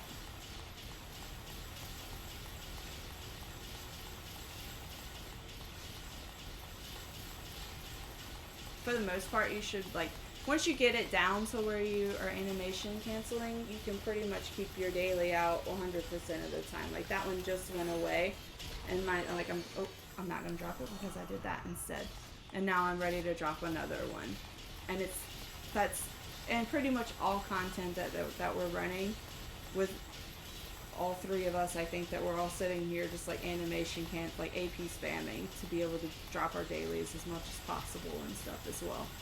That's why the mark heal is not very good for us in terms of people who It's do going that. all over the place. Because your mark goes all over the place. Because the cancel for the animation is the right bumper, which is also the mark. So like you're sitting there applying the mark repetitively over and over and over to whatever you're looking at or whoever steps in front of you. Okay. Does anybody have any questions in the stream still? I don't even know who all's here still, if there's even people here.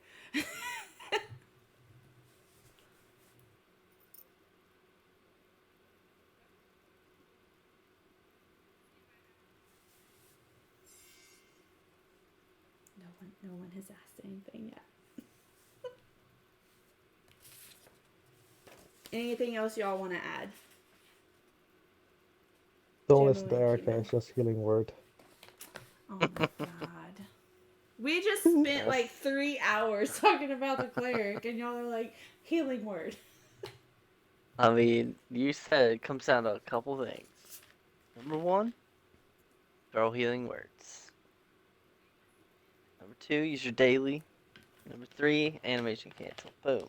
Done. Yes. Cleric In in a theory. nutshell. Yes. And damage. All the damage you can So get. keeping your healing word up, making sure you see it up there in my buff bar. It's that look. Oh, it disappeared. Dang it. Oh, because I got It's in my stacks of buff my bar. armor stuff. Dang it. So it looks like a little face in the buff bar. The healing word icon is the second one on. Oh, it disappeared from Kian's. Dang it. It's the same It's an icon orange. as the... Let me throw it again and see what happens. Is it going to show up? There it is. There it is. 2 stacks of healing word. It's a face with like these little yellow sprinkle thingies coming out of it. I don't know. That's the healing word icon though. So like you can see it in the buff bar most of the time, and like it, you know that you threw it and it lasts 18 seconds. If somebody dies, they lose their healing word, and you want to reapply a healing word. Because otherwise they don't have one if you're sitting there thinking you have one up and they just died. As Jambo said, it really does come down to just keeping healing word up on the people and using your dailies, because that applies another heal over time in addition to healing word. And what else did you say, Jambo? Use your daily and animation cancel. Oh, and but those are one and the same, using your daily and animation canceling.